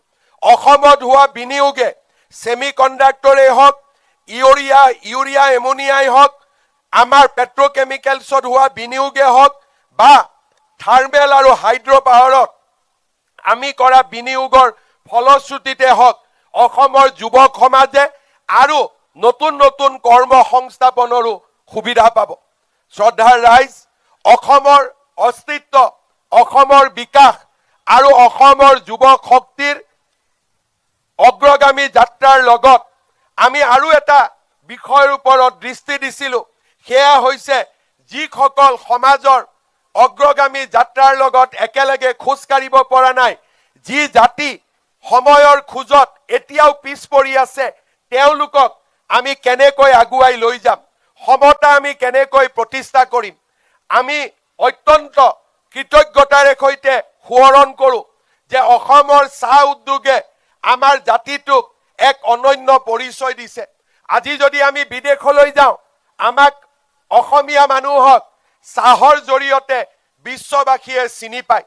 কিন্তু এই চাহ শিল্পৰ লগত জড়িত আমাৰ মজদুৰ ভাই ভনীসকলৰ উন্নয়নৰ কথা আজি যোৱা ৭৫ বছৰে আমি চিন্তা কৰিবলৈ সময় পোৱা নাছিলোঁ। অসমৰ চাহ উদ্যোগে ২০০ বছৰত ভৰি দিলে। এই ঐতিহাসিক মাইলৰ খুঁটাৰ লগত সমন্বয় ৰক্ষা কৰি এইবাৰ অসমৰ ৰাজ্য চৰকাৰে চাহ বাগিচাৰ শ্ৰমিকসকলক তেওঁলোকৰ লাইনত থকা ঘৰ আৰু মাটিৰ পট্টা দিবলৈ ঐতিহাসিক সিদ্ধান্ত গ্ৰহণ কৰিছে। এই সিদ্ধান্তই অসমৰ ৬ লাখ চাহ বাগিচাত বাস কৰা শ্ৰমিক কৰ্মচাৰীৰ জীৱনলৈ পৰিৱৰ্তন আনি দিব। চৰকাৰী চাকৰিত ৩% সংৰক্ষণ আৰু চাহ বাগিচাৰ লাইনত ৰাস্তা, জগন্নাথ স্কিল চেণ্টাৰ, ঝুমুৰক বিশ্ব মঞ্চলৈ লৈ যোৱা এই বিভিন্ন প্ৰচেষ্টাৰ জৰিয়তে আমি অসমৰ চাহ শিল্পৰ সৈতে জড়িত আমাৰ শ্ৰমিক বন্ধুসকলক সন্মান ৰক্ষাত আমি বিনিয়োগ কৰিছিলোঁ আৰু আজি আমি নিশ্চিতভাৱে সফলতাৰ মুখ দেখিছোঁ। যোৱা মাহত চাহ জনগোষ্ঠী আৰু আদিবাসী লোকৰ বাবে আমি চৰকাৰী চাকৰিত কৰা সংৰক্ষণৰ ফলত ১,০০০তকৈও অধিক যুৱক যুৱতীয়ে চৰকাৰী চাকৰি লাভ কৰিবলৈ সক্ষম হৈছে। স্বাধীনতাৰ ৭৫ বছৰত কেতিয়া আমাৰ বাগানৰ শ্ৰমিক মজদুৰসকলে এনেকৈ চৰকাৰী চাকৰি লাভ কৰিবলৈ সক্ষম হোৱা নাছিল। প্ৰথমবাৰৰ বাবে চাহ বাগিচাৰ শ্ৰমিকসকলে, আমাৰ মজদুৰসকলে আমাৰ মুখ্য ধাৰাৰ লগত একেকাৰ হৈ জাতিটোক আগুৱাই লৈ যোৱাৰ বাবে সংকল্প কৰিবলৈ প্ৰেৰণা পাইছে। চাহ বাগিচাৰ আমাৰ মজদুৰসকলৰ লগতে আমি অসমৰ জনজাতীয় লোকসকলৰ বিকাশত আমি বিশেষ গুৰুত্ব দিছিলোঁ। আমাৰ বড়ো চুক্তি, কাৰ্বি চুক্তি, এই চুক্তিসমূহে আমাৰ অসমলৈ স্থায়ী শান্তি কঢ়িয়াই লৈ আহিলে। কাৰ্বি আলং, ডিমা হাছাও আৰু বড়োলেণ্ডত হোৱা অস্বাভাৱিক বিকাশে আমাৰ এই শান্তি চুক্তিৰ যথাৰ্থতাক আজি প্ৰমাণ কৰিছে। ৰাজ্যৰ জনজাতি লোকসকল, ৰাজ্যৰ অনুসূচিত জাতিৰ লোকসকল, ৰাজ্যৰ চাহ বাগিচাত বাস কৰা মজদুৰসকল আজি আমাৰ অসমৰ মুখ্য ধাৰাৰ লগত একাকাৰ হৈ যোৱাৰ বাবে সুযোগ লাভ কৰিলে। আমাৰ ৰাজ্যৰ ৬টা জনগোষ্ঠীয়ে দীৰ্ঘদিন ধৰি দাবী কৰি অহা জনজাতিকৰণৰ সমস্যাটোৰো সফল সমাধানৰ পথ আমাৰ চৰকাৰে বিচাৰি উলিয়ালে। অসম চুক্তিৰ ৬ নম্বৰ দফাকো বাস্তৱত ৰূপায়ণ কৰাৰ কাম যোৱা ৫ বছৰত আমি আৰম্ভ কৰিবলৈ সক্ষম হলোঁ। শ্ৰদ্ধাৰ ৰাইজ, যোৱা ৫ বছৰত আমি কৰা এনে প্ৰচেষ্টাসমূহে আজি অসমক এখন অটল, অবিচল আৰু অগ্ৰগামী ৰাজ্য হিচাপে প্ৰতিষ্ঠা কৰিছে। আজি অসমৰ বৰাক উপত্যকাটো উন্নয়ন, উজনি অসম, নামনি অসম, কেন্দ্ৰীয় অসম, উত্তৰ অসম, অসমৰ প্ৰতিটো চুক আৰু প্ৰতিটো কোণতে আজি উন্নয়নৰ এক অভূতপূৰ্ব প্ৰচেষ্টা আমি দেখা পাইছোঁ। কোনেও কল্পনা কৰিব পৰা নাছিল যে অসমত 17খনকৈ কেঞ্চাৰ হস্পিটেল স্থাপন হ'ব। কোনেও কল্পনা কৰিব পৰা নাছিল যে অসমত স্কিল ইউনিভাৰ্চিটি স্থাপন হ'ব। কোনেও কল্পনা কৰিব পৰা নাছিল যে আমাৰ ৰাজ্যত প্ৰতিখন জিলাতে মেডিকেল কলেজ স্থাপন হ'ব। আপোনালোকে জানি ভাল পাব যে ভাৰতৰ ভিতৰতে অসম এনে এখন ৰাজ্য হ'ব যিখন ৰাজ্যই কেঞ্চাৰৰ উন্নত চিকিৎসাৰ বাবে প্ৰটন থেৰাপি আমাৰ ৰাজ্যখনলৈ লৈ আহিব। প্ৰটন থেৰাপি এইমছতো নাই, ৰিমছতো নাই, কোনো ৰাজহুৱা স্বাস্থ্য প্ৰতিষ্ঠানত নাই। অসমেই প্ৰথম ৰাজ্য হ'ব যিখন ৰাজ্যত প্ৰটন থেৰাপিৰ দৰে উন্নত কেঞ্চাৰ চিকিৎসা আৰম্ভ হ'ব।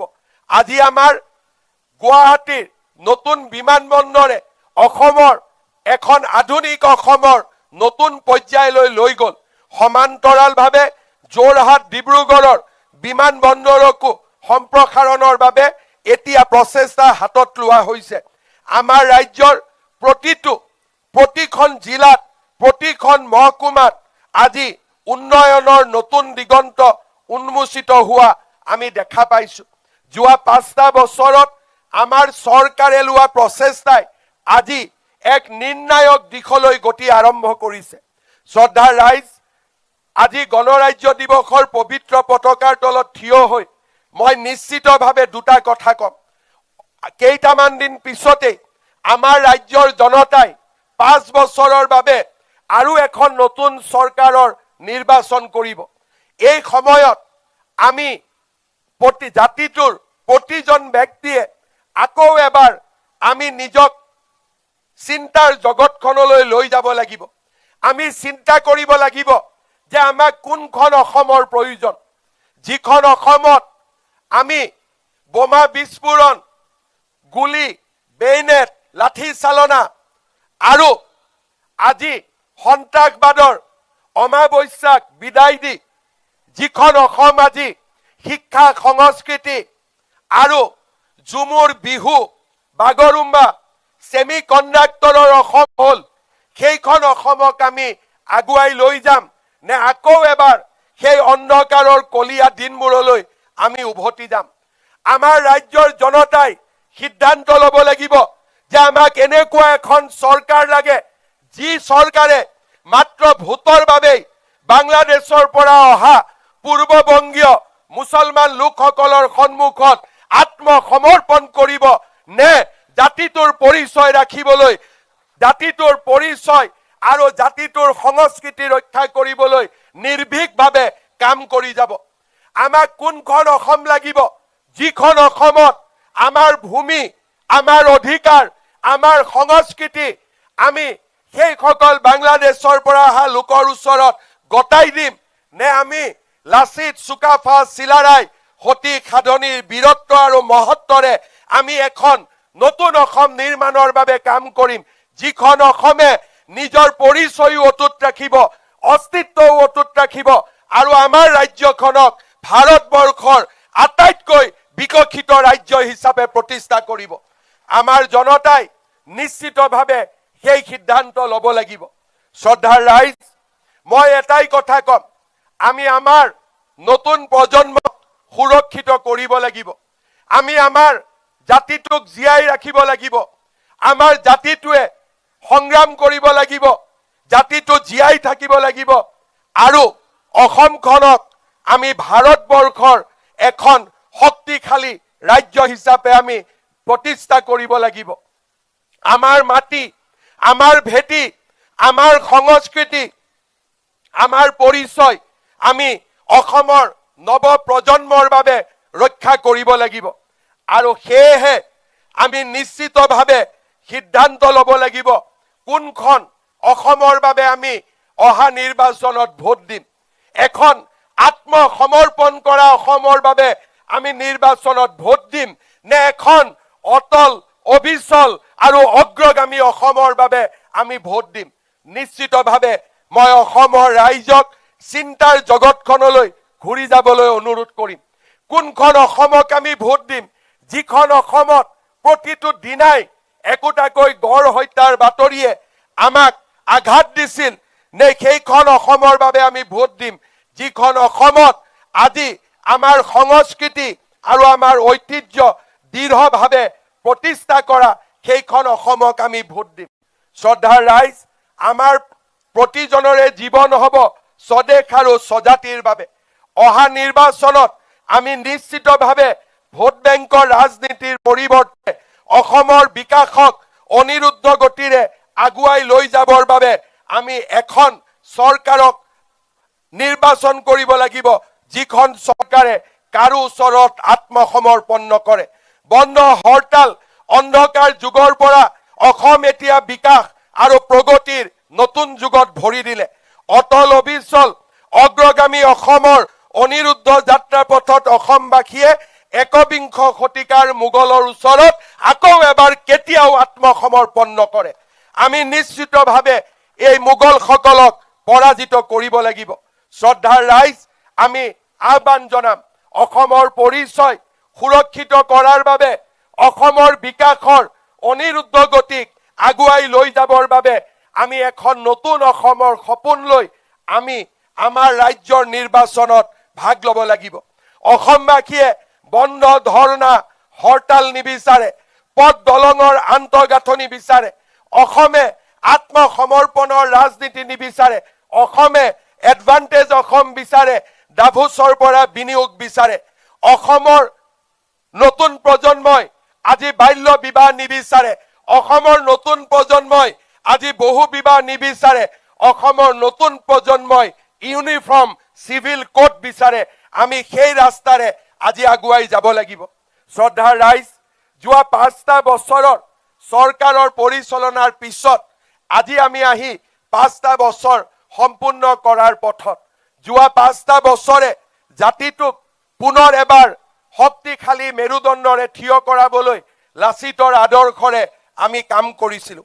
আমি নিশ্চিত যে অসমৰ নৱ প্ৰজন্মই লাচিতৰ আদৰ্শ সন্মুখত ৰাখি, চিলাৰায় আদৰ্শক সন্মুখত ৰাখি, গোপীনাথ বৰদলৈৰ আদৰ্শ সন্মুখত ৰাখি এখন নতুন অসম নিৰ্মাণৰ বাবে আগবাঢ়ি যায়। মই আমাৰ গণৰাজ্য দিৱসৰ পবিত্ৰ ক্ষণত পুনৰ এবাৰ ডিব্ৰুগড়ৰ এই পবিত্ৰ ভূমিৰ পৰা অসমবাসীলৈ মই মোৰ শ্ৰদ্ধা নিবেদন কৰিছোঁ। যোৱা 5টা বছৰত আন্দোলনৰ পৰা দূৰত থাকি, সন্ত্ৰাসবাদৰ পৰা দূৰত থাকি অসমৰ জনতাই মোক এনে এখন অসম পৰিচালনাৰ যি সুযোগ দিলে, যাৰ কল্পনা মই মোৰ জীৱনত কেতিয়াও কৰিব পৰা নাছিলোঁ। ছাত্ৰ ৰাজনীতি যেতিয়া আৰম্ভ কৰিছিলোঁ, মই কেতিয়াও ভবা নাছিলোঁ মই এনে এখন অসমৰ মুখ্যমন্ত্ৰী হ'ম যিখন অসমত বোমা বিস্ফোৰণ নহয়। মই কেতিয়াও ভবা নাছিলোঁ যে মই এনে এখন অসমৰ মুখ্যমন্ত্ৰী হ'ম যিখন অসমত ছেমি কণ্ডাক্টৰৰ আমি সপোন দেখিব পাৰিম। মই কেতিয়াও ভবা নাছিলোঁ যে মই এনে এখন অসমৰ মুখ্যমন্ত্ৰী হ'ম যিখন অসমত ব্ৰহ্মপুত্ৰৰ মাজেদি টানেল নিৰ্মাণৰ আমি সপোন দেখিব পাৰিম। মই কেতিয়াও ভবা নাছিলোঁ যে মই এনে এখন অসমৰ মুখ্যমন্ত্ৰী হ'ম যিখন অসমত ডেকা ল'ৰাই এটকাও ঘোচ নিদিয়াকৈ চৰকাৰী চাকৰি পাব পাৰে। মই কেতিয়াও অসমৰ এনে এখন অসমৰ মুখ্যমন্ত্ৰী হ'ম বুলি ভবা নাছিলোঁ যিখন অসমৰ পৰিচয় আজি সমগ্ৰ দেশতে এখন বিকশিত অগ্ৰগামী ৰাজ্যৰ পৰিচয়।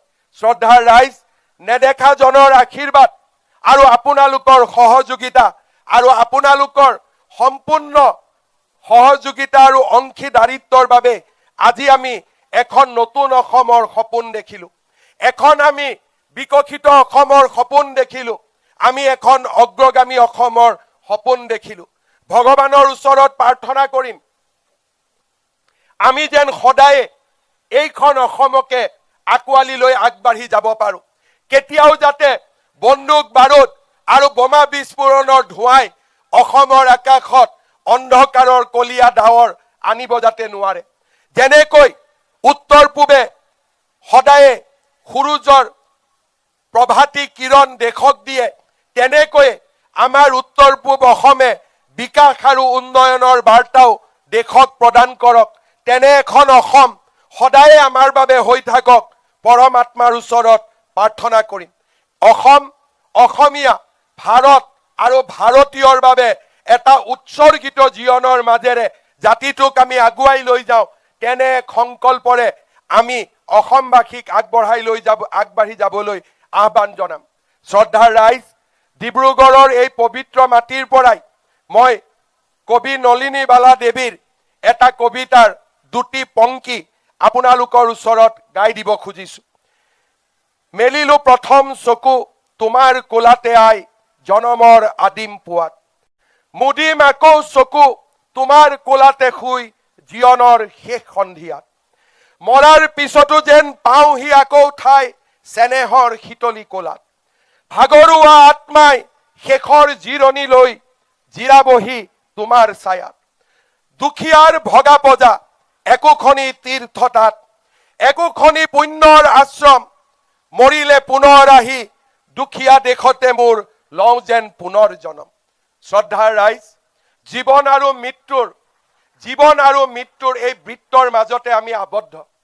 ভগৱানক আমি বহুত কথাই সুধিব পাৰোঁ, ভগৱানক আমি বহুত কথাই প্ৰাৰ্থনা কৰিব পাৰোঁ, কিন্তু নিশ্চিতভাৱে সেই প্ৰাৰ্থনাৰ মাজতো এটা ডাঙৰ প্ৰাৰ্থনা ভগৱানৰ ওচৰত সদায় থাকিব।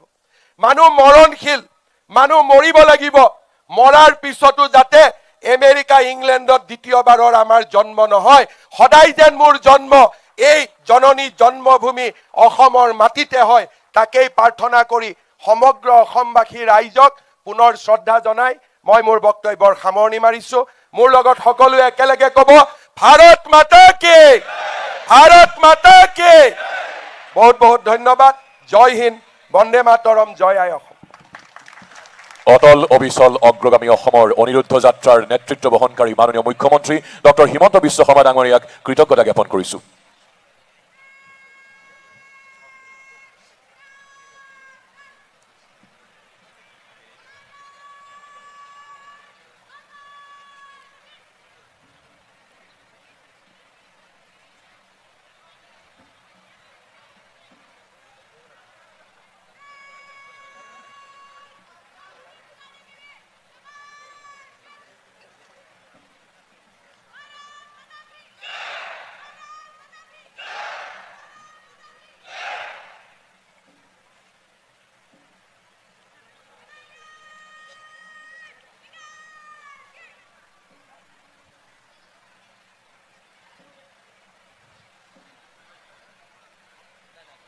Now the parade commander, DSP Probationer Srimati Madhusmita Deka is marching towards Honorable Chief Minister of Assam to seek his permission to start the march past.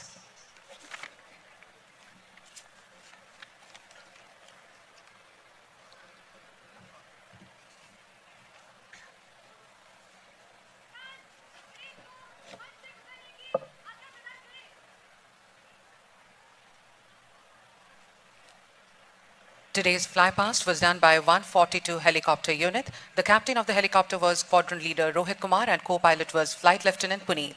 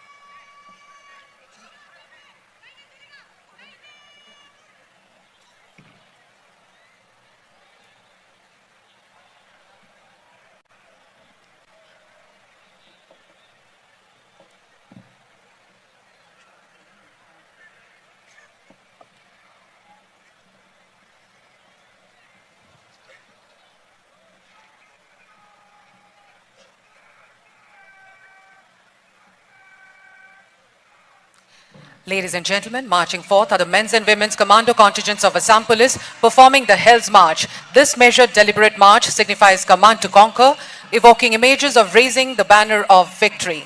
Each step of authority, of presence, illustrates the ethos of elite forces. Mission above self, quiet professionalism, mastery under pressure, extreme accountability. Team before individual, adaptability and initiative, moral resilience, relentless preparation, humility earned through competence and willingness to endure. Ladies and gentlemen, please put your hands together for the Assam Police Commandos. পেৰেডৰ নেতৃত্ব বহন কৰিছে মধুস্মিতা ডেকা উপ আৰক্ষী অধীক্ষক অসম আৰক্ষী সেৱাৰ 2024 বেটছৰ বিষয়া বৰ্তমান চৰাইদেউ জিলা কাৰ্যবাহিনীত কৰ্মৰত গুৱাহাটী বিশ্ববিদ্যালয়ৰ পৰা বিজ্ঞানৰ স্নাতক আৰক্ষী সঞ্চালক প্ৰধানৰ প্ৰশংসা পত্ৰ লাভ কৰিছে তেখেতে পেৰেড 2IC কুণাল কাশ্যপ উপ আৰক্ষী অধীক্ষক 2024 বেটছৰ অসম আৰক্ষী সেৱাৰ বিষয়া বৰ্তমান ডিব্ৰুগড় জিলা কাৰ্যবাহিনীত কৰ্মৰত ৰাষ্ট্ৰীয় দুগ্ধ গৱেষণা প্ৰতিষ্ঠান কৰ্ণালৰ পৰা বিটেক ডিগ্ৰীধাৰী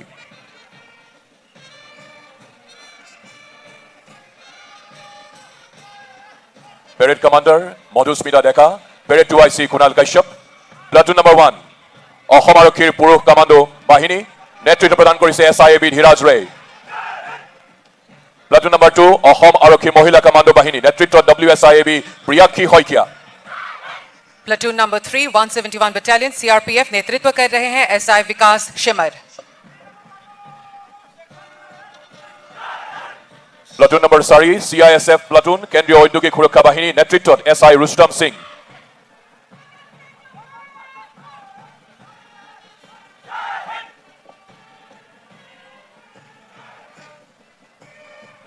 Platoon number 5, Assam Police Armed Branch Contingent male नेतृत्व कर रहे हैं UBSI Kohik Deori.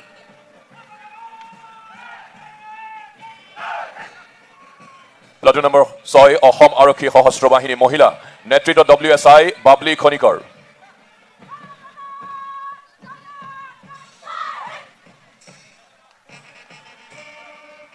Platoon number 7, Assam Police Unarmed Branch Contingent male नेतृत्व कर रहे हैं SI Sukumar Dev Chaudhary.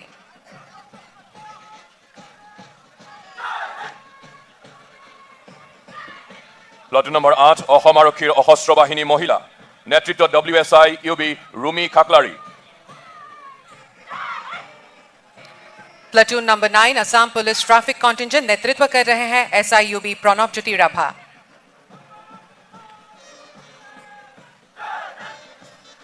Assam police radio' organisation platoon number 10 নেতৃত্বত SI সুভাশিষ Saikia Platoon number 11, Forest Platoon नेतृत्व कर रही है WSI Unarmed Branch Madhurya Gogoi.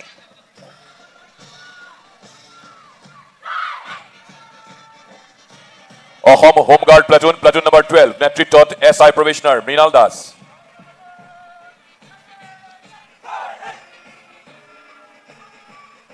Platoon number 13, Fire and Emergency Services नेतृत्व कर रहे हैं SO Malong हांसे.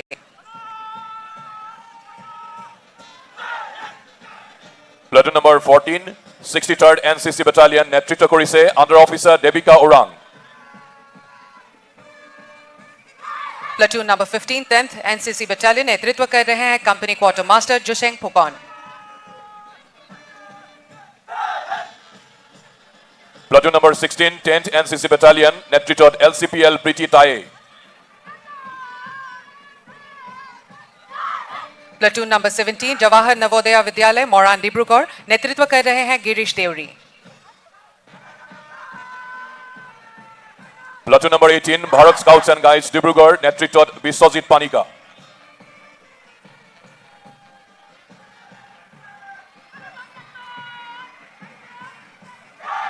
Platoon number 19, Don Bosco High Secondary School Dibrugarh नेतृत्व कर रही है Nirupama Baij Barua.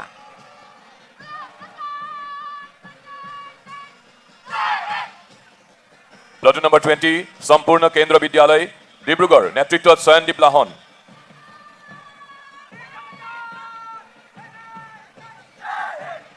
Platoon number 21, Civil Defense Platoon नेतृत्व कर रहे हैं प्रांजल मेली.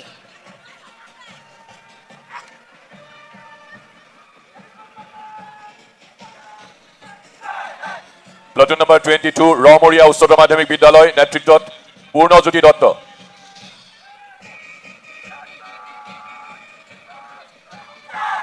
Platoon number 23, PM Shri Bokal High School नेतृत्व कर रही है Poli Gogoi.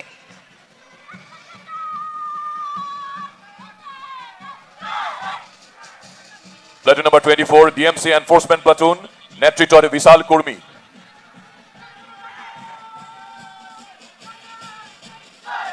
Platoon number 25, Government Boys HS School नेतृत्व कर रहे हैं गौहीन दास.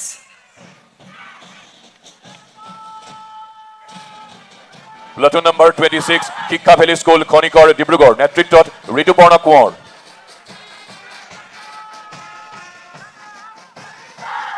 Platoon number 27, PM Shri Kendriya Vidyalaya Dinjan नेतृत्व कर रहे हैं Raj Thakur. Platoon number 28, Suranjana Brass Band Platoon 10 APBN, নেতৃত্বত হাবিলদার কমল বড়ি. Brass Band Platoon 12 APBN Jamugurihat, নেতৃত্বত APSI আনন্দ কলিতা. অসম আৰক্ষীৰ কেৱল মহিলাৰ বেণ্ড প্লাটুন 2021 চনৰ 1 ডিচেম্বৰত গঠন হোৱা সুৰঞ্জনা বেণ্ডে 2023 চনত দিল্লীত আৰক্ষী স্মাৰকতো প্ৰদৰ্শন কৰিছে. Horse mounted troop नेतृत्व कर रहे हैं SI टोंकेश्वर Bora.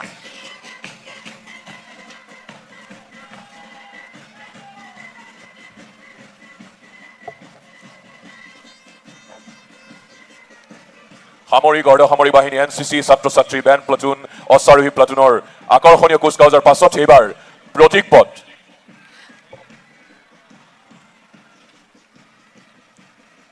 Ladies and gentlemen, the first tableau is by District Transport Office Dibrugarh and the theme is Follow Traffic Rules, Save Life. জিলা পৰিবহণ বিভাগ ডিব্ৰুগড় পথ সুৰক্ষাৰ নিয়ম মানক জীৱন ৰক্ষা কৰক এই মূল সুৰক্ষাৰ বাণীৰে ডিব্ৰুগড় জিলা পৰিবহণ বিভাগে প্ৰতীক পথ প্ৰদৰ্শন কৰিছে.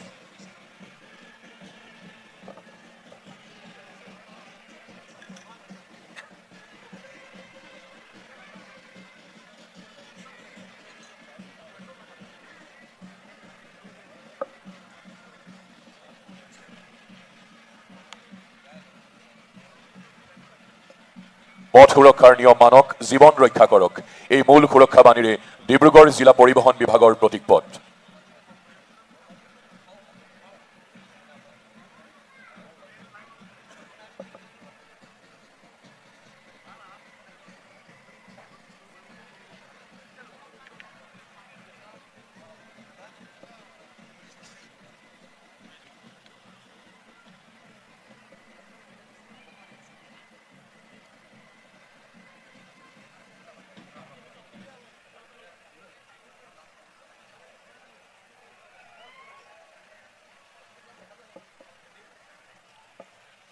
प्रथम परिदृश्य में प्रवर्तन अधिकारी दो पहिया वाहन के चालक को यातायात संकेत पार करते समय सही दिशा में चलने का अनुरोध करते हैं. প্ৰথম দৃশ্যপটত এটা ট্ৰেফিক সিগনেল অতিক্ৰম কৰোঁতে ভুল দিশেৰে আগবাঢ়ি যোৱা এখন দুচকীয়া বাহনৰ গৰাকীক এনফোৰ্সমেণ্ট বিষয়াই সঠিক দিশ ল'বলৈ আহ্বান জনাইছে. আপোনাৰ এটিমাত্ৰ ভুল হ'ব পাৰে জীৱনৰ বাবে সংকট.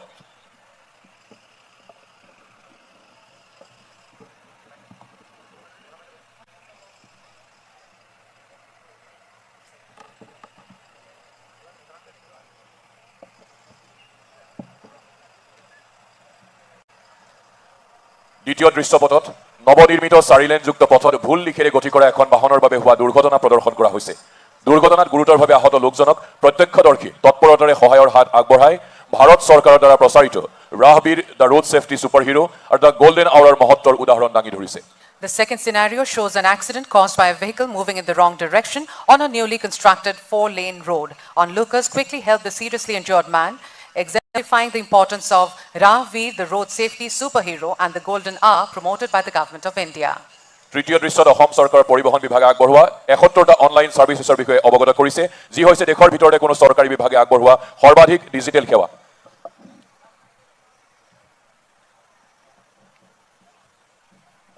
এয়া প্ৰধানমন্ত্ৰী গ্ৰাম সড়ক যোজনাৰ 25 বছৰীয়া স্মৃতি ৰক্ষাৰ ৰূপায়ণ.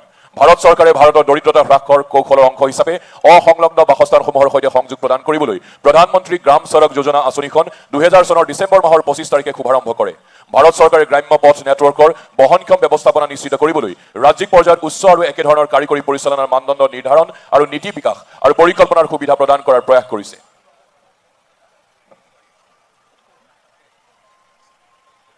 The second tableau is by the Office of the Executive Engineer, PWRD, and their theme is based on 25 years of implementation of Pradhan Mantri Gram Sadak Yojana. তৃতীয় প্ৰতিপদ হৈছে অসম শক্তি বিতৰণ কোম্পানী লিমিটেড সুস্থিৰ উন্নয়নৰ বাবে নৱীকৰণযোগ্য শক্তিৰ গুৰুত্ব. বৰ্তমান যুগত জনসংখ্যা বৃদ্ধি, শিল্পায়ন আৰু আধুনিক জীৱনশৈলীৰ বাবে বিদ্যুৎ শক্তিৰ চাহিদা বহুত বৃদ্ধি পাইছে. বিদ্যুৎ উৎপাদন কৰিবলৈ ব্যৱহাৰ কৰা কয়লা, তেল আৰু গেছৰ পৰা পৰিৱেশ প্ৰদূষণ বৃদ্ধি হোৱাৰ লগতে প্ৰাকৃতিক সম্পদো ধীৰে ধীৰে শেষ হৈ আহিছে. ইয়াৰ বিকল্প স্বৰূপে বিদ্যুৎ উৎপাদনত সূৰ্য শক্তি, বায়ু শক্তি, জলবিদ্যুৎ, বায়োগেছ আদি নৱীকৰণযোগ্য শক্তিৰ ব্যৱহাৰ কৰি পৰিৱেশ সুৰক্ষিত কৰাৰ এক প্ৰতিচ্ছবি এই প্ৰতীকপটৰ সহায়ত দাঙি ধৰাৰ প্ৰয়াস কৰা হৈছে. This tableau is by the Sericulture Department, Dibrugarh, and the theme is Assam Sericulture Industry in the Role of Rural Economy and Women Empowerment. यह tableau रेशम उद्योग के विशिष्ट योगदान को सजीव रूप में दर्शाने का प्रयास करती है, जो कम पूंजी निवेश के माध्यम से रेशम कीट पालन द्वारा ग्रामीण अर्थव्यवस्था को सशक्त बनाने तथा पर्यावरण संरक्षण में महत्वपूर्ण भूमिका निभा रहा है। यह उल्लेखनीय है कि असम का मोगा रेशम उद्योग अपनी विशेषताओं के कारण GI टैग प्राप्त करने में सफल रहा है। প্ৰতীকপটটো হৈছে ৰেশম বিভাগ ডিব্ৰুগড় গ্ৰাম্য অৰ্থনীতি তথা মহিলা সবলীকৰণত অসমৰ ৰেশম শিল্প।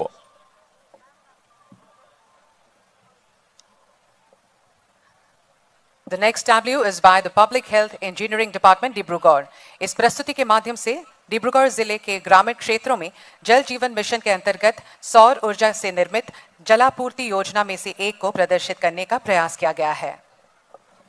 এইবাৰৰ প্ৰতীকপট জনস্বাস্থ্য কাৰিকৰী বিভাগ ডিব্ৰুগড় সংমণ্ডল সৌৰশক্তি চালিত পানী যোগান আঁচনিসমূহ সূৰ্যৰ কিৰণ ব্যৱহাৰ কৰি সোলাৰ পেনেলৰ সহায়ত পাম্প চলাই ভূগৰ্ভৰ পানী উত্তোলন আৰু বিতৰণ কৰা পৰিৱেশ অনুকূল প্ৰযুক্তি। এই প্ৰযুক্তি ব্যৱস্থাত বিদ্যুৎ মাচুলৰ প্ৰয়োজন নহয়, কাৰ্য সম্পাদন আৰু ৰক্ষণাবেক্ষণৰ খৰচ কম আৰু এই প্ৰযুক্তিয়ে পৰিৱেশ প্ৰদূষিত নকৰে। ভাৰত চৰকাৰৰ এটা অতি গুৰুত্বপূৰ্ণ অভিলাষী আঁচনি হৈছে জল জীৱন মিছন। ইয়াৰ অধীনত ডিব্ৰুগড় জিলায়ো কিছু আঁচনি সৌৰশক্তি চালিত পাম্প ব্যৱহাৰ কৰি বিশুদ্ধ খোৱা পানী যোগান ধৰি আছে। এই মিছনৰ অধীনত সমগ্ৰ দেশৰ দৰে ডিব্ৰুগড় জিলাতো গাঁওসমূহৰ লগতে চাহ বাগিচা অঞ্চলত বসবাস কৰা পৰিয়ালসমূহতো নল যোগে বিশুদ্ধ পানী যোগান প্ৰতিটো ঘৰতে সংযোগ কৰাৰ লক্ষ্যৰে কাম কৰি থকা হৈছে। Next, we will be presenting a tableau by the District Industries and Commerce Center, Dibrugarh. Theme is Policy to Prosperity, Empowering Industries, Strengthening Assam. The tableau portrays Assam, the new dawn of the rising east. यह प्रस्तुति असम को एक तीव्र गति से उभरते निवेश गंतव्य के रूप में उजागर करती है। সপ্তদিনম গণৰাজ্য দিৱস উপলক্ষে ডিব্ৰুগড় জিলা উদ্যোগ আৰু বাণিজ্য কেন্দ্ৰই নীতিৰ পৰা সমৃদ্ধিলৈ উদ্যোগৰ সবলীকৰণেৰে অসমক শক্তিশালী কৰা এই শিৰোনামৰ অধীনত এই প্ৰতীকপটটো প্ৰদৰ্শন কৰিছে। এই প্ৰতীকপটত উদীয়মান পূবৰ নতুন প্ৰভাত হিচাপে অসমৰ চিত্ৰায়ন কৰা হৈছে।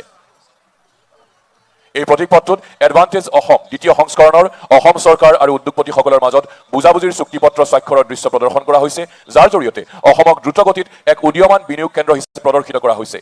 প্ৰতীকপটটিত জাগিৰোডত স্থাপন হ'বলগীয়া ছেমি কণ্ডাক্টৰ প্লাণ্টকে ধৰি নতুন যুগৰ উদ্যোগসমূহ প্ৰদৰ্শিত হৈছে, যিয়ে উদ্যোগীকৰণৰ এক নতুন যুগৰ সূচনা কৰে। লগতে নামৰূপত AVFCCL ইউৰিয়া প্লাণ্ট আৰু আগন্তুক মিথাইল এমাইন ইউনিটটো এই প্ৰতীকপটত উপস্থাপন কৰা হৈছে। The next tableau is by the Women and Child Development Department, Dibrugarh. यह tableau मॉडल आंगनवाड़ी केंद्र को बच्चों के सर्वांगीण विकास, महिला सशक्तिकरण और सामाजिक कल्याण का प्रतीक रूप में प्रस्तुत करती है। यह tableau सक्षम आंगनवाड़ी की एक नवाचार योजना यानी वर्षा जल संचयन को भी प्रदर्शित करती है। इसका उद्देश्य सतत जल प्रबंधन को बढ़ावा देना, भूजल स्तर को सुधारना और विश्वसनीय जल आपूर्ति सुनिश्चित करना है। প্ৰতীকপটৰ বিষয়বস্তু আজিৰ শিশু দেশৰ ভৱিষ্যত, সুস্থ মাতৃত্ব, নিৰোগী সমাজ। প্ৰতীকপটৰ যোগেদি অংগনৱাড়ীত মহিলা আৰু শিশুসকলৰ বাবে আগবঢ়োৱা 6টা সেৱাৰ বিষয়ে প্ৰদৰ্শন কৰিব বিচৰা হৈছে।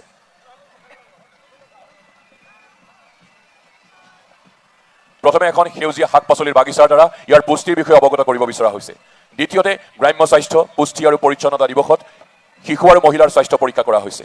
তৃতীয়তে বিভাগৰ অধীনত চলি থকা PMMVY আঁচনিখনৰ সুবিধাৰ কথা কোৱা হৈছে। চতুৰ্থতে বৰষুণৰ পানী সংৰক্ষণ আৰু ব্যৱহাৰৰ কথা কোৱা হৈছে। পঞ্চমতে 3 বছৰ পৰ্যন্ত শিশুসকলৰ অনানুষ্ঠানিক শিক্ষা ব্যৱস্থাৰ কথা কোৱা হৈছে। প্ৰতীকপটৰ শেষত অপুষ্টিত ভোগা শিশুক পুষ্টি পুনৰ সংস্থাপন কেন্দ্ৰসমূহত কেনেদৰে সুস্থ কৰিব পাৰি তাক বুজোৱা হৈছে।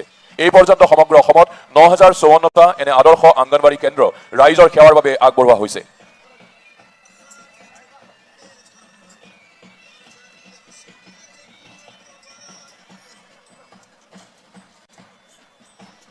এইবাৰ আগবঢ়োৱা হৈছে 3 গ্ৰেনেডিয়াৰ্ছ 5 বেণ্ড। নেতৃত্ব বহন কৰিছে নাইব সুবেদাৰ জিতেন্দ্ৰ সিং। লগতে সহযোগ কৰিছে CRPF 5 বেণ্ড, নেতৃত্বত ASI Pradip Kumar. They have performed at various prestigious platforms: March Past at Ethiopia and Eritrea 2007, Flower Show Gangtok, Sikkim 2008, Albert Hall, Jaipur, Rajasthan 2016, Hall of Fame, Leh Ladakh 2020, Durand Cup, Shillong 2024, Opening Ceremony, Mega ESM Rally Dibrugarh 2023-2025.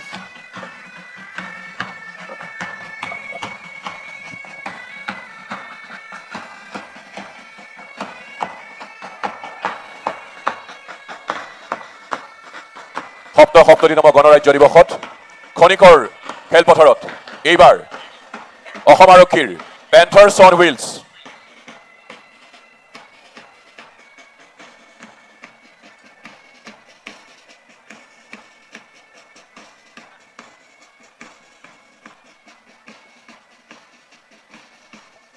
সমগ্ৰ দলটোৰ নেতৃত্ব বহন কৰিছে লগতে প্ৰশিক্ষক head constable Ganesh চন্দ্ৰ ৰায়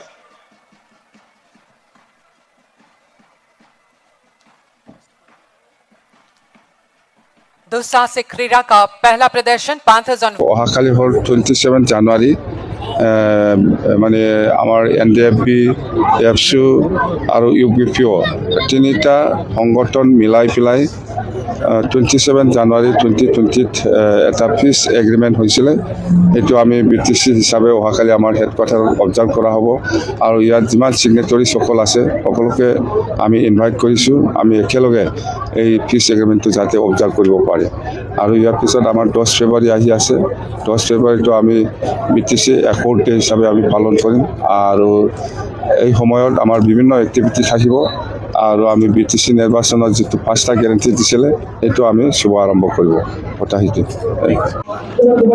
আজি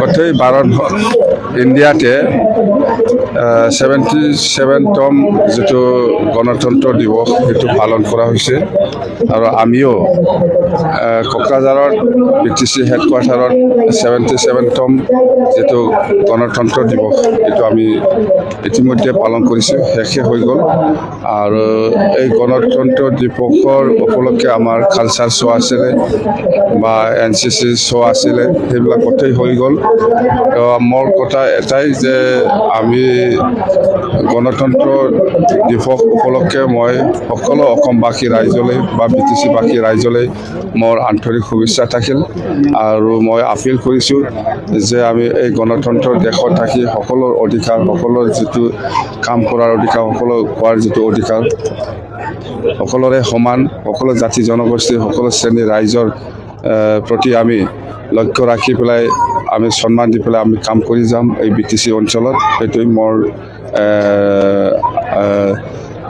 মোৰ মানে এটা আপিল বা এটা বিশ্বাসত মই কৈছোঁ তো আজি অসমত খুব শান্তিপূৰ্ণভাৱে এই গণতন্ত্ৰ দিৱসটো পালন কৰিব পাৰিছোঁ আৰু আমি ভাবোঁ ভৱিষ্যতেও অসমত আজি নিচিনা শান্তিপূৰ্ণভাৱে গণতন্ত্ৰ দিৱসটো যাতে পালন কৰিবলৈ পায় এই সুযোগটো সকলো ৰাইজে নিশ্চয় সুবিধা দিব এইটো মই কামনা কৰিছোঁ আৰু আমি আজিৰ দিনত মই কেইটামান কথা জনাব বিচাৰিছোঁ অহাকালি হ'ল 27 জানুৱাৰী মানে আমাৰ NDFB এফচু আৰু UPPO তিনিটা সংগঠন মিলাই পেলাই 27 জানুৱাৰী 2020 এটা পিচ এগ্ৰিমেণ্ট হৈছিলে এইটো আমি BTC হিচাপে অহাকালি আমাৰ হেডকোৱাৰ্টাৰত অবজাৰ্ভ কৰা হ'ব আৰু ইয়াত যিমান চিগনেটৰী সকল আছে সকলোকে আমি ইনভাইট কৰিছোঁ আমি একেলগে এই পিচ এগ্ৰিমেণ্টটো যাতে অবজাৰ্ভ কৰিব পাৰে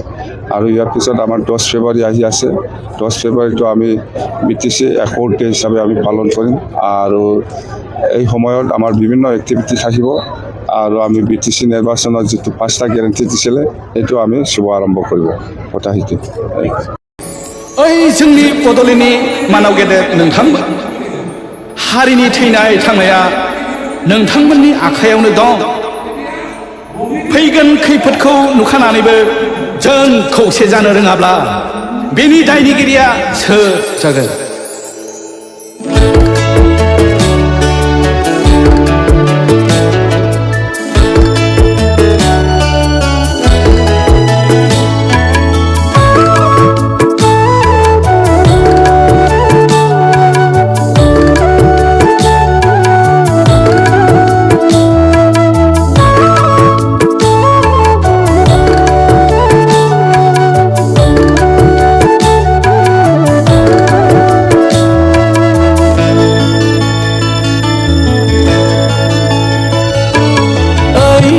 बड'लेण्डनि जोहोलावफोर हारिखौ अनोब्ला खौसे जादों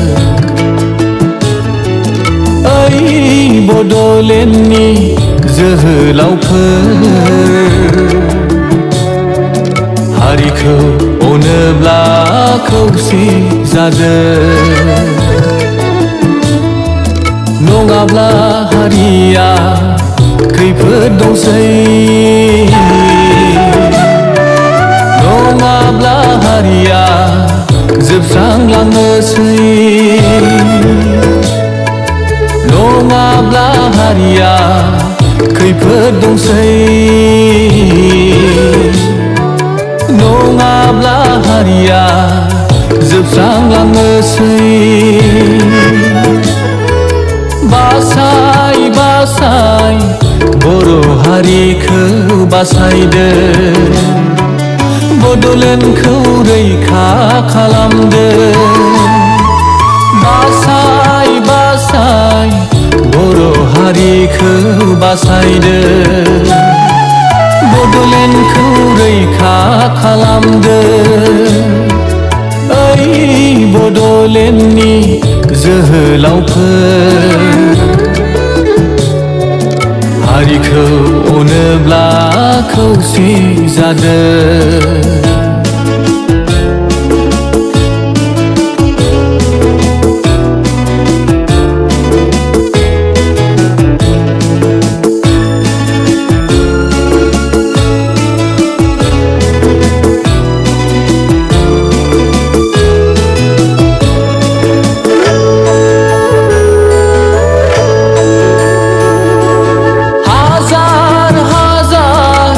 जोहोलावफ्रा